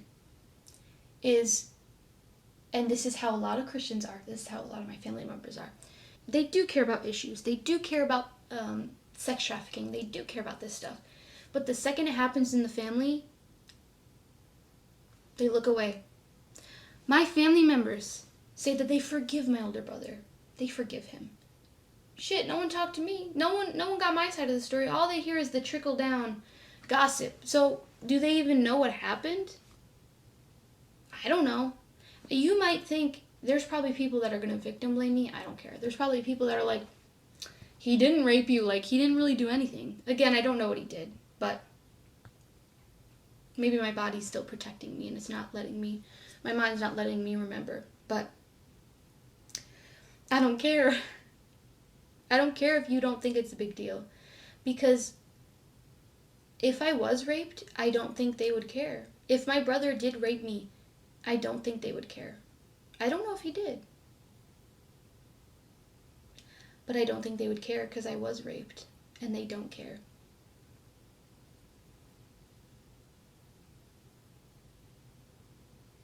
So I stayed with M for some reason. I wanted to get away from my abusive household. I moved in with him when I was 18. I stayed with him. I got pregnant at 18. I had my baby at 19. We moved across the country, and I still live here. When I was 20, right? Maybe I was 21. And yeah, I stayed. But I wanted to leave so much. I wanted to leave when I was 16 because he was an asshole. I don't know why I stayed. I don't know. It was like a trauma bond, you could say. You could say I wanted to get away from my family. And you could say that I got trapped. When I had a baby at 18, what was I going to do? I stopped working, although I would work like on and off. I would get jobs. I got a job when my baby was little. I've always had jobs, but I didn't make enough money to live on my own. I couldn't leave. And M was very good at manipulating me. And I don't know if I'll even go into like how he was abusive in other ways. I think that's too much. There's too much to even say. Fast forward to now, when I'm 22 years old. I am divorced now. But when I was in the process, or even before, a year ago when I was talking about leaving him, my dad would say the worst things ever. He would say, like, what do you mean, like, he abused you? Like, you were on top of him. My dad said that. I don't know what instance he's referring to, but he's victim blaming me, saying that I wanted it. That I wanted the abuse, basically. He said behind my back that recently that, like, oh, now she's crying rape. Now she's crying rape. So, even though they used that as an excuse before as to why, like, they could hang out with my brother, now it doesn't matter. Now it doesn't matter that I was raped, because actually I wasn't raped, and I'm just a liar, and I just feel like a victim, right? But I stayed with M. He made me join bank accounts at some point. I did not want to. I wanted to have my own bank account. He made me. I did not want to get married. He pushed me into it, and a lot of my family probably sees this and is like, you eloped and you like got this nice photographer and you were in Oregon and it was so beautiful. Like, what do you mean you were abused? What do you mean you didn't want to get married? Yeah, I didn't want a big wedding, so that was the compromise. It's like, let's elope. I guess let's make it look pretty, because at this point I'm still thinking, like, I guess I have to stay with this man, so I might as well make it something. I didn't want to get married. He said that he was afraid of how other people would view us since I was like 19 and had a baby. Like, bitch, you didn't care when you were 20 and all that shit you did to me, but whatever. This man, he's very dumb and ignorant. So, through our whole relationship, I was with him for 6 years. 6 years.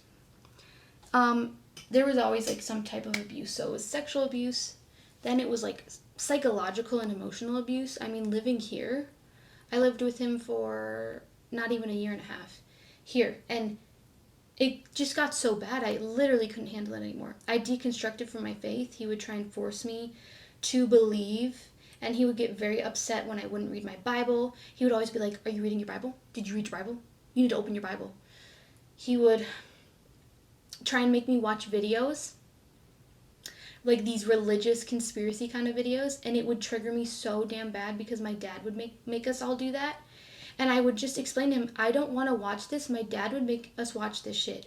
I do not want to watch this because I'm not a Christian. Like, I just don't want to. And each time, it would spin into me being this awful person because I'm not tolerant. He would say, oh, you're not tolerant. So you're part of the tolerant left. Like, that kind of vibe, you know? But you can't watch a video? Like, he would make it into me being this horrible person. And there's other instances that felt like sexual abuse, too. It never stopped.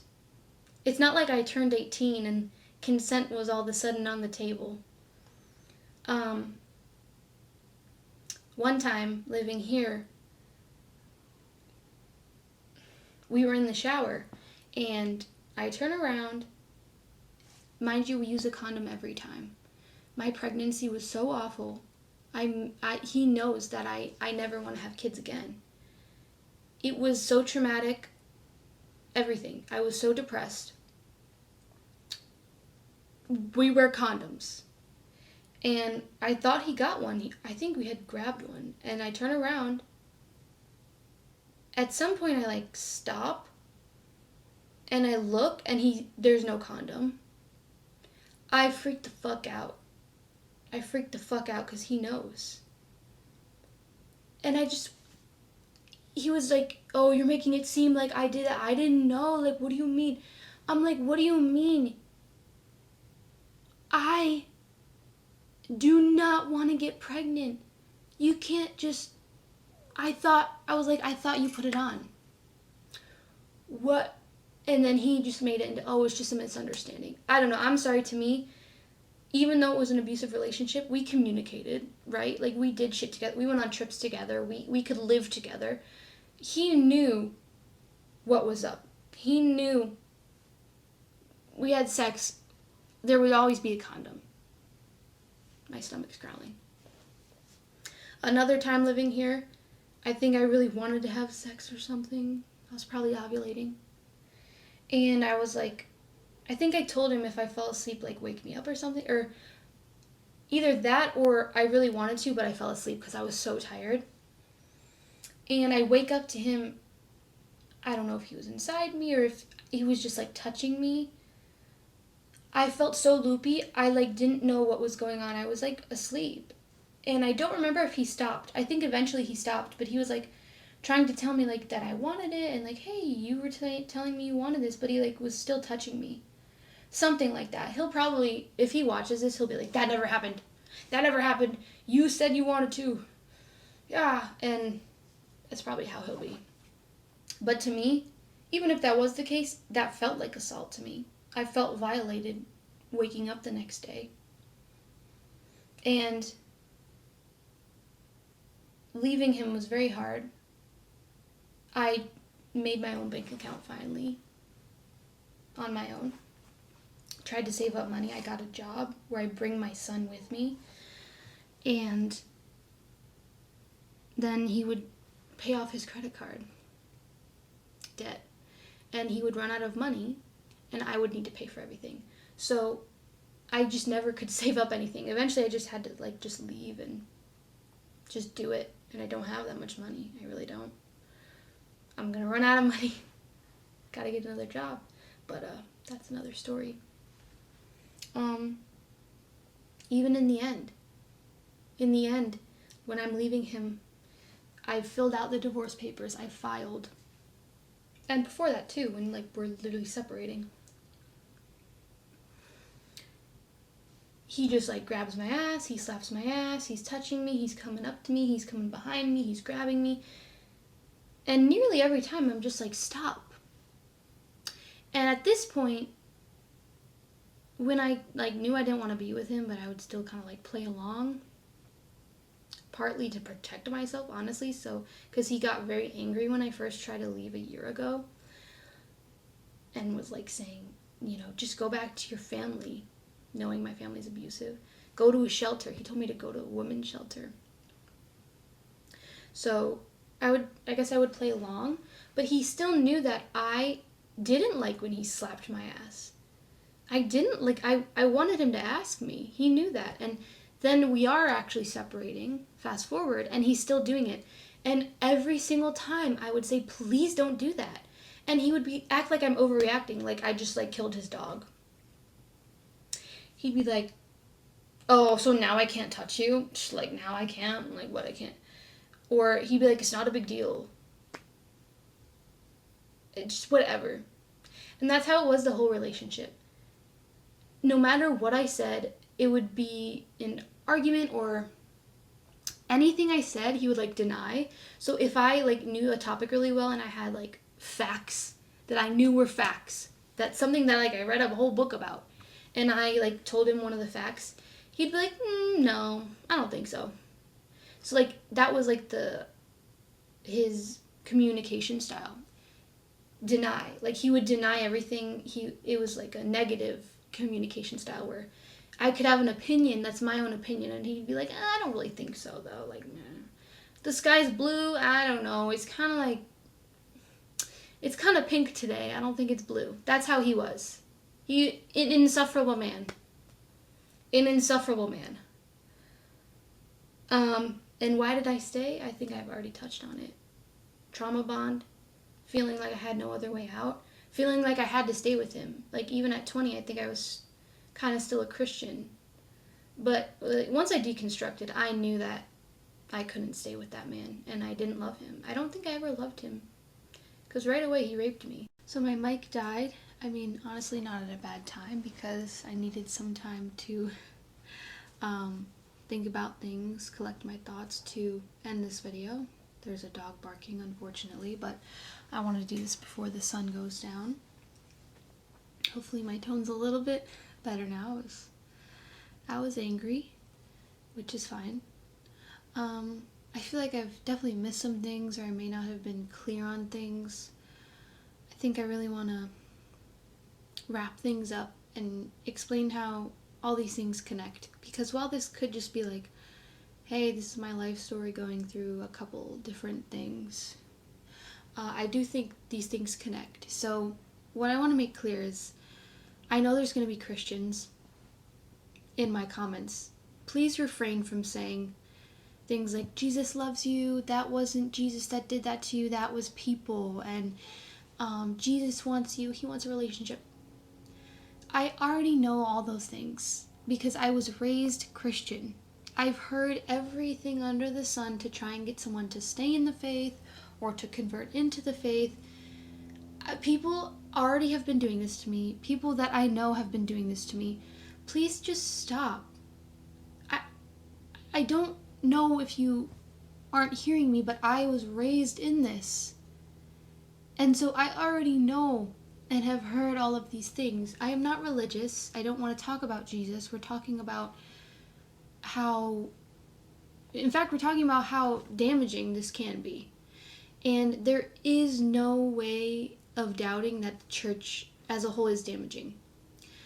There's no convincing me that it's just people. Well, Christianity is about people. It's about groups of people. And so you can't just dismiss things because, oh, some people are bad. No. The teachings also are very flawed as a whole. Now, if you're a liberal Christian, I see you. Thank you for not succumbing to the insufferable ways of conservative Christians. But just overall, I'll say this.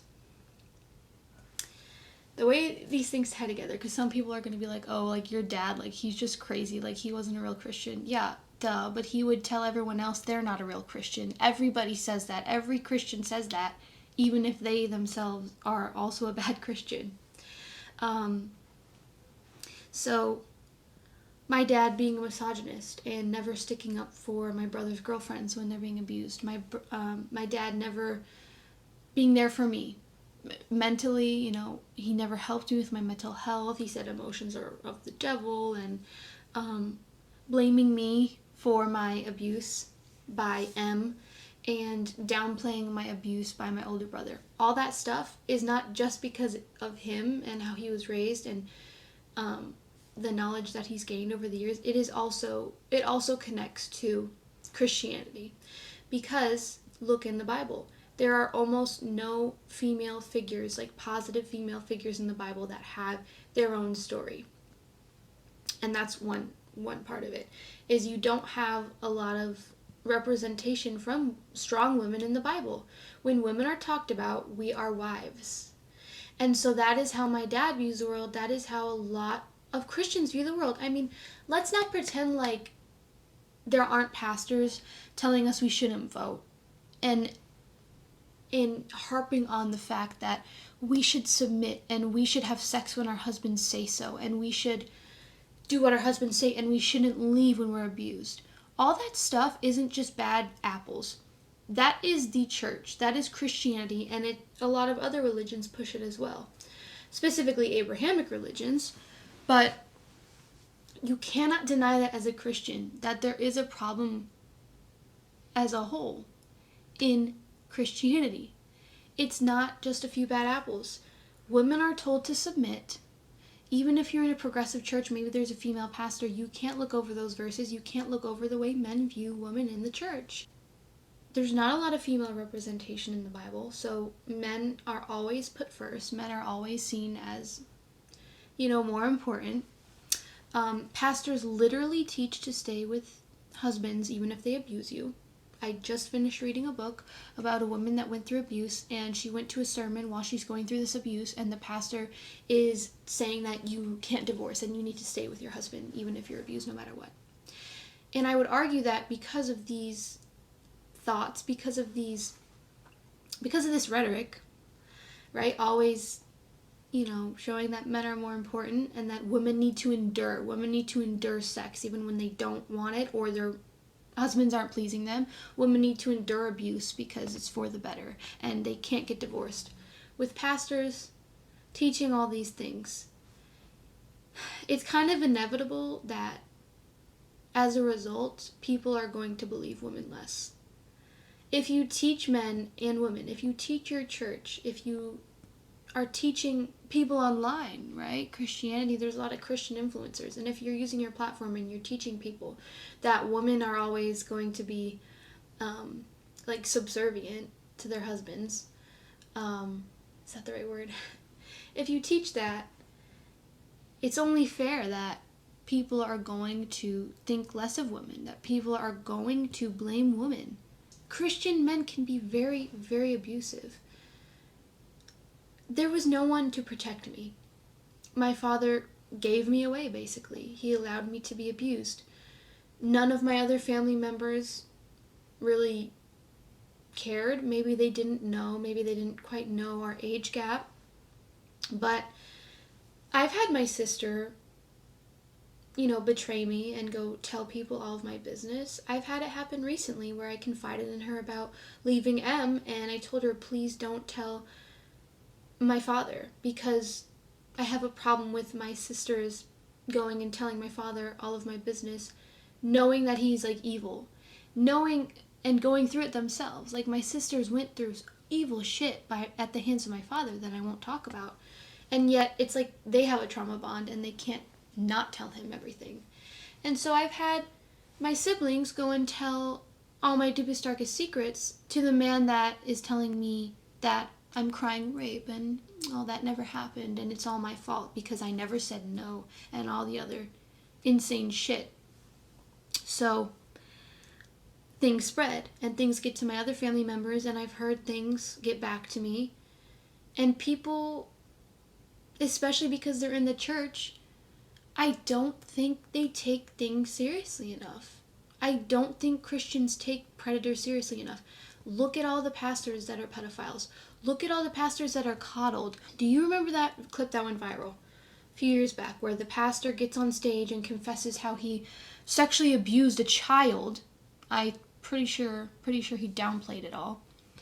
But he sexually abused a child earlier in his life. And everybody clapped for him and cheered him on for being so brave. That's the kind of shit that happens in Christianity. That's the kind of shit that happened to me, where everyone is partying with my older brother. I came back to social media and I came across a picture from a family wedding that I didn't go to. And who's in the middle? Everyone's hugging him, my older brother. I'm not stupid. Things get around. I think people, in fact, mostly everyone in my family has heard something about, ooh, he did something to his sister. Now, maybe they just don't know. But if you know even a little bit and you just don't care, that is a problem. Now, a lot of those people probably aren't even practicing Christians. But what is the deal with overlooking everything? And now I'm talking to my family. I'm talking to you, if you as a viewer, if you are one of those people that blames women and that looks away when there's a predator in the family or when there's someone that really harmed someone, and you just let that family member that harmed someone just chill out and hang out, especially hang out around the victim, you are a problem. You are a problem especially if you're a Christian and you're supposed to be helping people and you care about issues and then you do nothing when it's in your own family. That is a problem. Now, you could be oblivious, sure, you might not know, but I know this is an issue in every family, not just for Christian families, but I think it's insane to preach Jesus' love and forgiveness and not recognize the harm that people do. I think it's very dangerous, the preaching of forgiveness in the church, because that's what my dad uses to justify my brother's actions, because he forgives him and he's family. But I'm sorry, what does it take to make someone, what does it take to disavow someone from being family? Like what does it take to push someone away that needs to be pushed away? I'm very, very tired of hearing stories like this in other families, in other Christian families, where the victim is blamed. And it's not just because these people are bad, it is because of church teachings as well. We're not taught to believe victims. We're not taught to respect women in the church. Women are divorcing because of abuse, and they are banished from the family, from the church, because they left abuse. I guess I'm struggling to understand why. But I know why. It's misogyny, it's ingrained into society, and it's ingrained into Christianity, and there is no question about that. In regards to my father's conspiracy theories, because it's a big part of this, it was a big part of my life growing up, he would go tell, like, literally anybody that he met, he would freak out about these, like, he was so giddy to tell people, like, the earth is flat, and then this, and then that, and you know why? Because the NASA lied, and then it all connects back to God, because they don't want us to know the truth. He would say that spiel to everybody. And, oh, don't get me started when COVID happened, and the ignorant way that he acted. He was insane. Like, he became insane. Yeah, I'm not going to go into that. Again, that's a whole nother video. But he'd go tell everyone his new truth that he's found, and every little conspiracy he learned, like, it just took over his life, even today he'll admit that, like, oh yeah, I was wrong about some stuff, but, like, he doesn't really care. Like, he's like, oh, but I like, understood the gist, like, it was the principle. He doesn't care about the harm that he's done, and that he's done to other people. He's turned other people into him. I was watching a YouTube video years ago. I think I was 18. I had moved out. I would visit. And I would visit every weekend because I wanted to see my little sister. And I would leave so many times crying. I would go run away. Because he would get in fights with me. Because I would stick up for myself and for others. And he would freak out. He hated that I had an opinion. He said that, you know, what happened to my daughter? What happened to, like, my innocent little daughter? Because I had my own opinions and because I didn't agree with what he said. And one of those times I was over there and I was watching a YouTube video, and it was like a flat earth convention. Now, at this point, I don't believe the earth is flat. I just wanted to see because it had a lot of views. It was like a popular YouTuber. And I was watching it, and one woman was being interviewed. And she was telling this story, and she was like, yeah, I met this man on a plane, and he sat next to me, and he started telling me about the earth, and then and I knew right away, that was my dad. Like, my dad was the one that talked to him. It was like word for word what he said. And I showed him this lady. And he was like, oh, no, yeah, I did. I sat next to her. So this poor lady, he converted her into this crazy woman who's at a flat earth convention. Now, getting interviewed, talking to, you know, millions of people online. Not only is it kind of, like, embarrassing for her, but, like, she's affecting other people now. And she's letting other people spiral. Because a big thing with these people, with these conspiracy theorists, like these Christian conspiracy theorists, is they ruin their lives. And they all talk about how their families, like, they thought they were crazy and how all their families have been broken up. Like, this man, my father, has broken up other families because of this shit. And speaking on, you know, when I would go over there because I just wanted to see my sisters, I would run away. I've always been trying to get away. With M, I would try and get away, and I just watched this new movie, Die My Love, with Robert Pattinson and what's her name? Jennifer Lawrence. I just watched it. I was the only one in the theater on opening night. Very surreal, weird experience because it's about her being a mother and going through like postpartum, almost psychosis, really. And just, she's breaking down. It was very weird because I've went through the same thing. And it's not just about being a mother. Like, I went through shit becoming a mother, but it was weird to see that's exactly, like, how they portrayed her is exactly how I felt. Like, it was a very horny movie, but some of the other things I related to, like, this woman would constantly run away. Like, she'd just start walking into the woods, and a lot of it seemed to be a lot of, like, metaphorical things, and maybe some things didn't actually happen, but with the parts where she would run away, like, she definitely ran away. She would just run away with her baby. She would just, like, leave. She would just leave. That was me. When I was with this man, I think I used to leave when I was 16. I would just, like, walk away. I would just try and hide. I don't even know. I just didn't want to be me. I didn't want to be alive. I was very suicidal. Then moving here, at 21 years old, I would frequently have mental breakdowns. Now my dad would send me crazy voicemails and, just try and get himself into my life, because I've dealt with a lot of other shit too with him and living here, and I've been through other circumstances with some of my other siblings that I won't even get into. So just know there's a lot of other shit that my dad has prided himself into in my life. And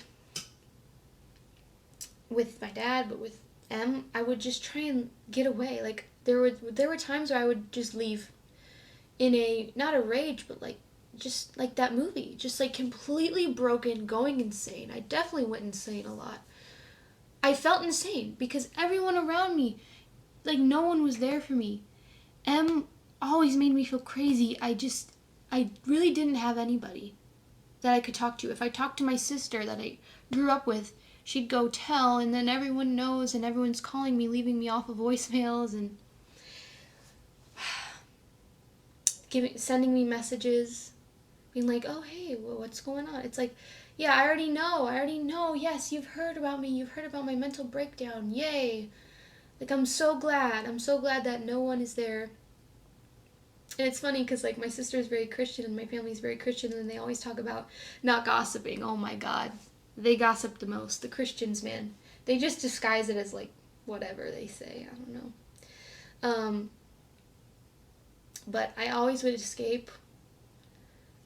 I wanted to escape this relationship and this life and this lifestyle, but I knew I couldn't yet. And so some nights I would take my car and I'd go drive really fast on the interstate, and I didn't know where I was going, but eventually I'd always turn around. Because I knew I had to come back. I had a son that I was raising 90% of the time. Sometimes at night I remember once I left in the middle of the night, maybe this is a year ago, 4 a.m. I leave, and I'm walking the neighborhoods. There's no one there. I don't know what I'm doing. I don't know where I'm going, but I just wanted to escape, and I never could, but I did. And no one knew what I was going through at all. I didn't want people to know because they already knew enough, right, from other people talking. I just wanted to be left alone, honestly. Like, I didn't need people prying into my life, and that's why, yeah, I did pretend that things were good. Yeah, I did go on trips. I went on a trip to another country with M, and everyone's all confused now. Oh, like, what happened? Like, I thought you guys were fine. Like, what, are you using him? Like, why did you go on this trip? Yeah, he did that to try and keep me with him. I already was going to leave him. And then he gives me these plane tickets that can't be returned. So I would just pretend. Of course I would pretend that everything's fine. But now I have my own voice, and I'm setting the record straight, and It's coming from my mouth. There is no misconstruing what happened with M, with my older brother, with my father. And my family doesn't like my father. He'd always play victim because everyone hated him. And yeah, of course, because you suck. So everyone already knows, like, all my family, they're broken too from losing a brother, from losing an uncle. They're upset. But they didn't know all of this. And some things they did know, and they failed to do the right thing. For sure. I always felt very uncomfortable that people were talking about me and what happened with my older brother behind my back, and I know they were, just making assumptions and saying shit, and no one ever came to me. Like, yeah, I know that you're hearing things, so honestly, if someone came to me and was like, hey, is this true? Are you okay? That would have been great, but no one did. No one did come to me. They just decided to make up their minds for themselves. I've been blamed by a lot of people for my abuse, and I know people are going to say, you weren't raped. You didn't say no. You didn't stop him. You continued. You stayed. And that is very harmful rhetoric. And that's not only seen in Christianity, that's seen across the entire world. So, if you think that way, read a book. Learn. Please read the book, See What You Made Me Do. Very important book. It'll teach you about the cycles of abuse, and it'll change your perspective to not say, why did she stay? But instead say, why did he do that? And why did he keep doing that?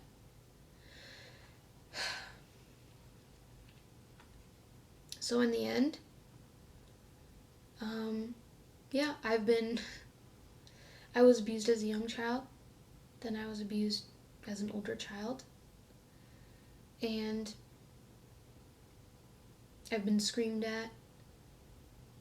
I've had my door busted open to get to me, to scream at me. I've had some very traumatic things happen that will always affect me. I have PTSD, been diagnosed. I've had depression since I was 12. I finally was able to get on medication. And that's another detrimental thing about these more extremists in Christianity, is that a lot of them don't like medication. They don't like doctors. If they bring you to a therapist, they bring you to a Christian therapist who usually gives horrible advice because they're not actually therapists. And therapy is political. So if you do get a Christian therapist and they believe these doctrines, it's going to be present, and it's going to impact your healing journey, and you might not be able to heal. So that's very damaging. The whole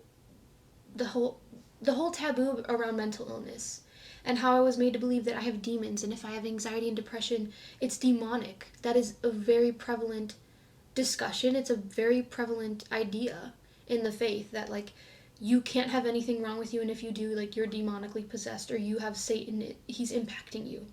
That is so dangerous, because again, you're putting blame on the victim, on the person struggling mentally. You are putting blame on them. You're making them feel bad. I mean, that's one of the worst things you can hear as a practicing Christian who's going through it mentally, is hearing someone tell you that you are being deceived by the devil, and the devil's messing with you, and you are possessed. How insane is that? That's only going to make them crash harder. Very dangerous to not get a child who needs medication on medication. Very dangerous to tell a child they can't be feeling the feelings they're feeling. Rightfully so, because people get trauma from bad things happening, or from witnessing bad things. And that's all I ever witnessed from a certain age. My entire childhood in middle school and high school was very traumatic. Around me, things happening to me, my dad doing things to others, breaking up my family. So, yeah, Christianity, it was a part of that decision to not help me mentally. And I always feared going to hell. I fear death. I have bad nightmares. You don't teach your young child about demonic rituals and child sex trafficking rituals, because that's what I was taught as a 12-year-old. And I still have bad dreams to this day, and it's all things that I've been taught. Some of my dreams are, I had a dream a couple months ago. I was aware in this dream that there was a child sex trafficking ring. There was these evil, like, demonic people, and I needed to save this child. And I go into this, like, castle kind of thing, and I'm, like, frantic, thinking there's a child that I need to save from being abused and murdered. And I remember, like, in the dream, I'm, like, going up, I get to this roof, and there's hooded men. And I just feel this, I honestly feel like a demonic presence, and in the dream, like, I get killed. I'm not trying to say this, I'm not, like, spiritual, so I'm not trying to say, like, oh, this means something. No, it's just, like, from what I was taught and from what's been put into my mind, it's very scary to dream those things because they feel very real. And I have dreams about my older brother. I had a dream where he's killing my sister, and my dad and everyone's just standing there doing nothing. And that's because of what I've been through, because no one did anything. No one did anything when my brothers abused their girlfriends. No one did anything when I was being abused. And they're not doing anything now. And they'll side with him. I have no contact with my father. I do not wish to speak with them about this. I didn't want them to know. But my sister had to run her mouth. So I don't care if they know now. And if my dad is watching this, you know you fucked up. You said you're sorry when I moved out at 18, and you understand why I'm moving out, and then you keep backtracking. And you keep taking all your anger and frustration and guilt out on me. But you won't do that anymore. I am a victim of you and of M and of my older brother. You won't make me feel like it's my fault, because it's not my fault. And I'm going to end it with this conclusion. If you have been abused, sexually assaulted, groomed, it is not your fault. If you didn't say no, it is not your fault. If you froze in fear, it is not your fault. If you fought and you were still assaulted, it is not your fault. If you were raped, you were raped, and it's not your fault. You need consent when you have sex with someone. A child cannot consent. A child cannot consent. Stop blaming children and teenagers for their abuse, especially when it's by older people. But children can be abused by other children, and you need to listen when someone tells you what they've been through. Stop blaming victims. Stop blaming women because you don't want to believe that your friend or your relative or your dad did something bad, because guess what? Most of the time, abuse happens by someone that you know and you trust. By fathers, by brothers, by mothers, by friends. I saw M as a friend. I saw my brother as a friend. I trusted both of those people. And this is a message to parents. Stop pushing these fear-mongering ideologies onto your child. Stop teaching your child that if they sin, they will go to hell. Stop teaching your young children that they need to worry about the rapture, that they need to worry about being left behind with this worldly turmoil that will happen, with the weeping and gnashing of teeth. Stop teaching your young children these principles. It is not healthy. You are scarring them. You will give them bad dreams. You will give them insecurities. You will give them fear. You will make them fear death. And if you went through religious indoctrination as a child and you're still Christian and you have no issue with it and you didn't go through any trauma, that's fine. But that doesn't make it right. It doesn't make it right to push these things onto your children. I will not be raising my son religious. And another note to parents. Teach your children consent at a young age.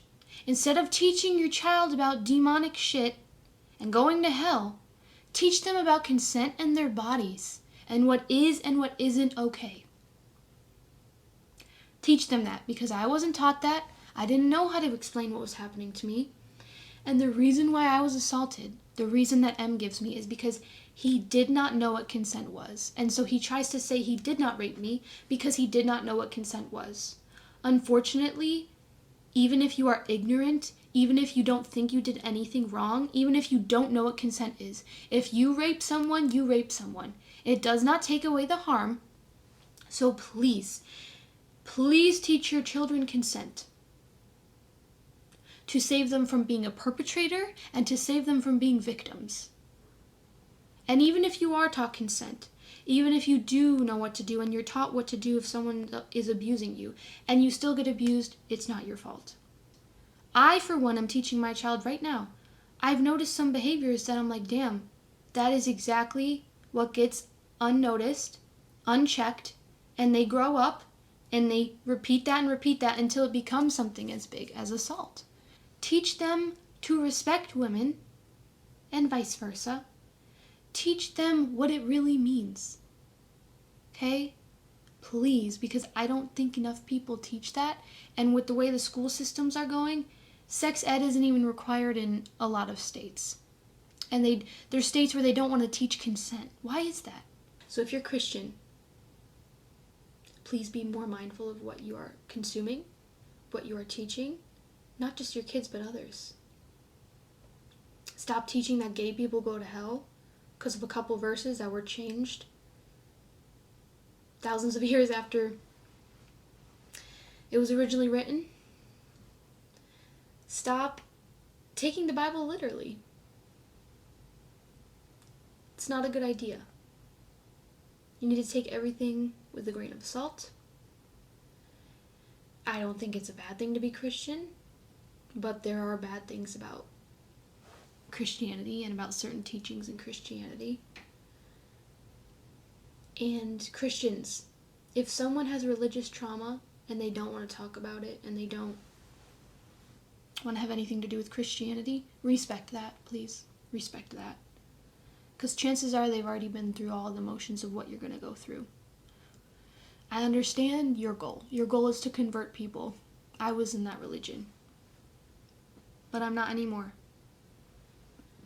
People can do what they want as long as they don't harm others. And I think that non-Christians usually have a better grasp of that understanding. I think Christians do a lot of harm. They perpetuate a lot of harm. They look away when there's abuse. They forgive. Stop forgiving pedophiles. Stop forgiving rapists. Stop letting them around your children. Stop letting them around your family. Stop letting them around your friends. Because you will harm other people. Pedophiles do not change. Rapists, who knows if they ever change. Pedophiles do not change. There is something wrong with them. If they do it once, they will do it again. Do not forgive them because your religion says so. I would argue that from reading the Bible myself that actually that's really stupid and you shouldn't forgive pedophiles. I would argue that Jesus has taught that, yeah, you probably shouldn't, and that you should use discernment. That one. That part, they forget that part. I will always be healing from this. If you watch my channel, I don't want you to think of me differently or even feel pity. You can recognize that it happened, but this is the first time that I will be healing. I'm healing right now. I haven't had a chance to breathe in 10 years.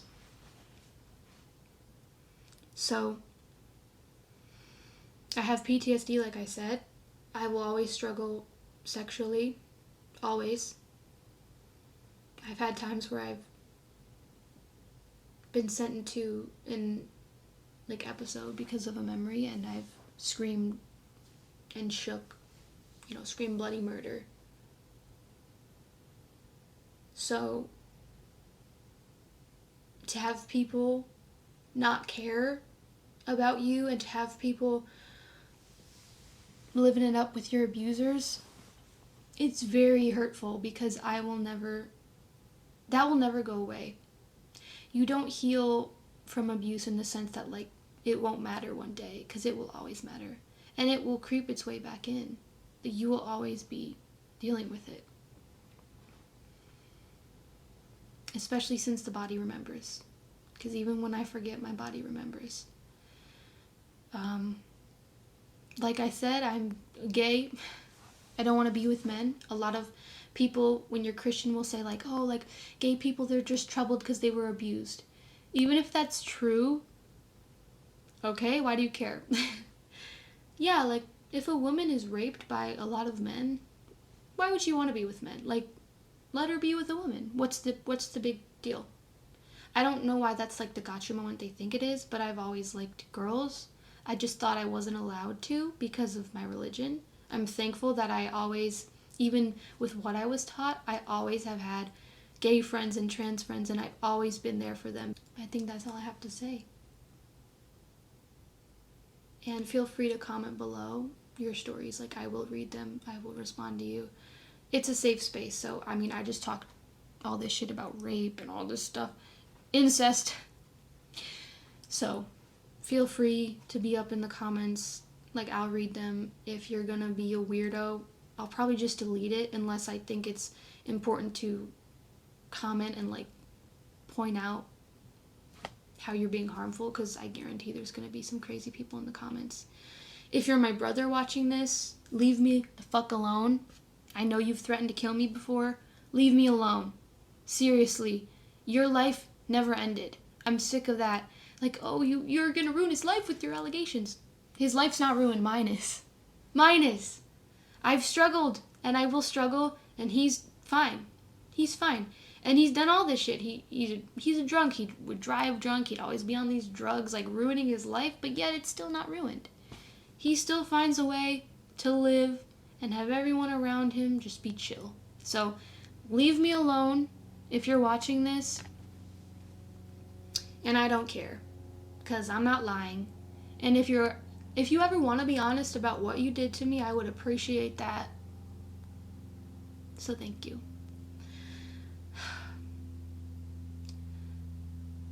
Hopefully this wasn't too, like, upsetting. If you're feeling upset right now, I'm sorry. Don't feel too bad. This is my time to heal. I've been holding this in for when I was out. Like, I couldn't say this before because I wasn't out of it. I was still stuck. But I'm free. Mostly. And, I'm just hoping I can have some real love in my life. Real family, and yeah, it's like I'm starting new. So thank you for watching, and I'll see you on my next video, which will probably be some weird ASMR video. Okay, bye.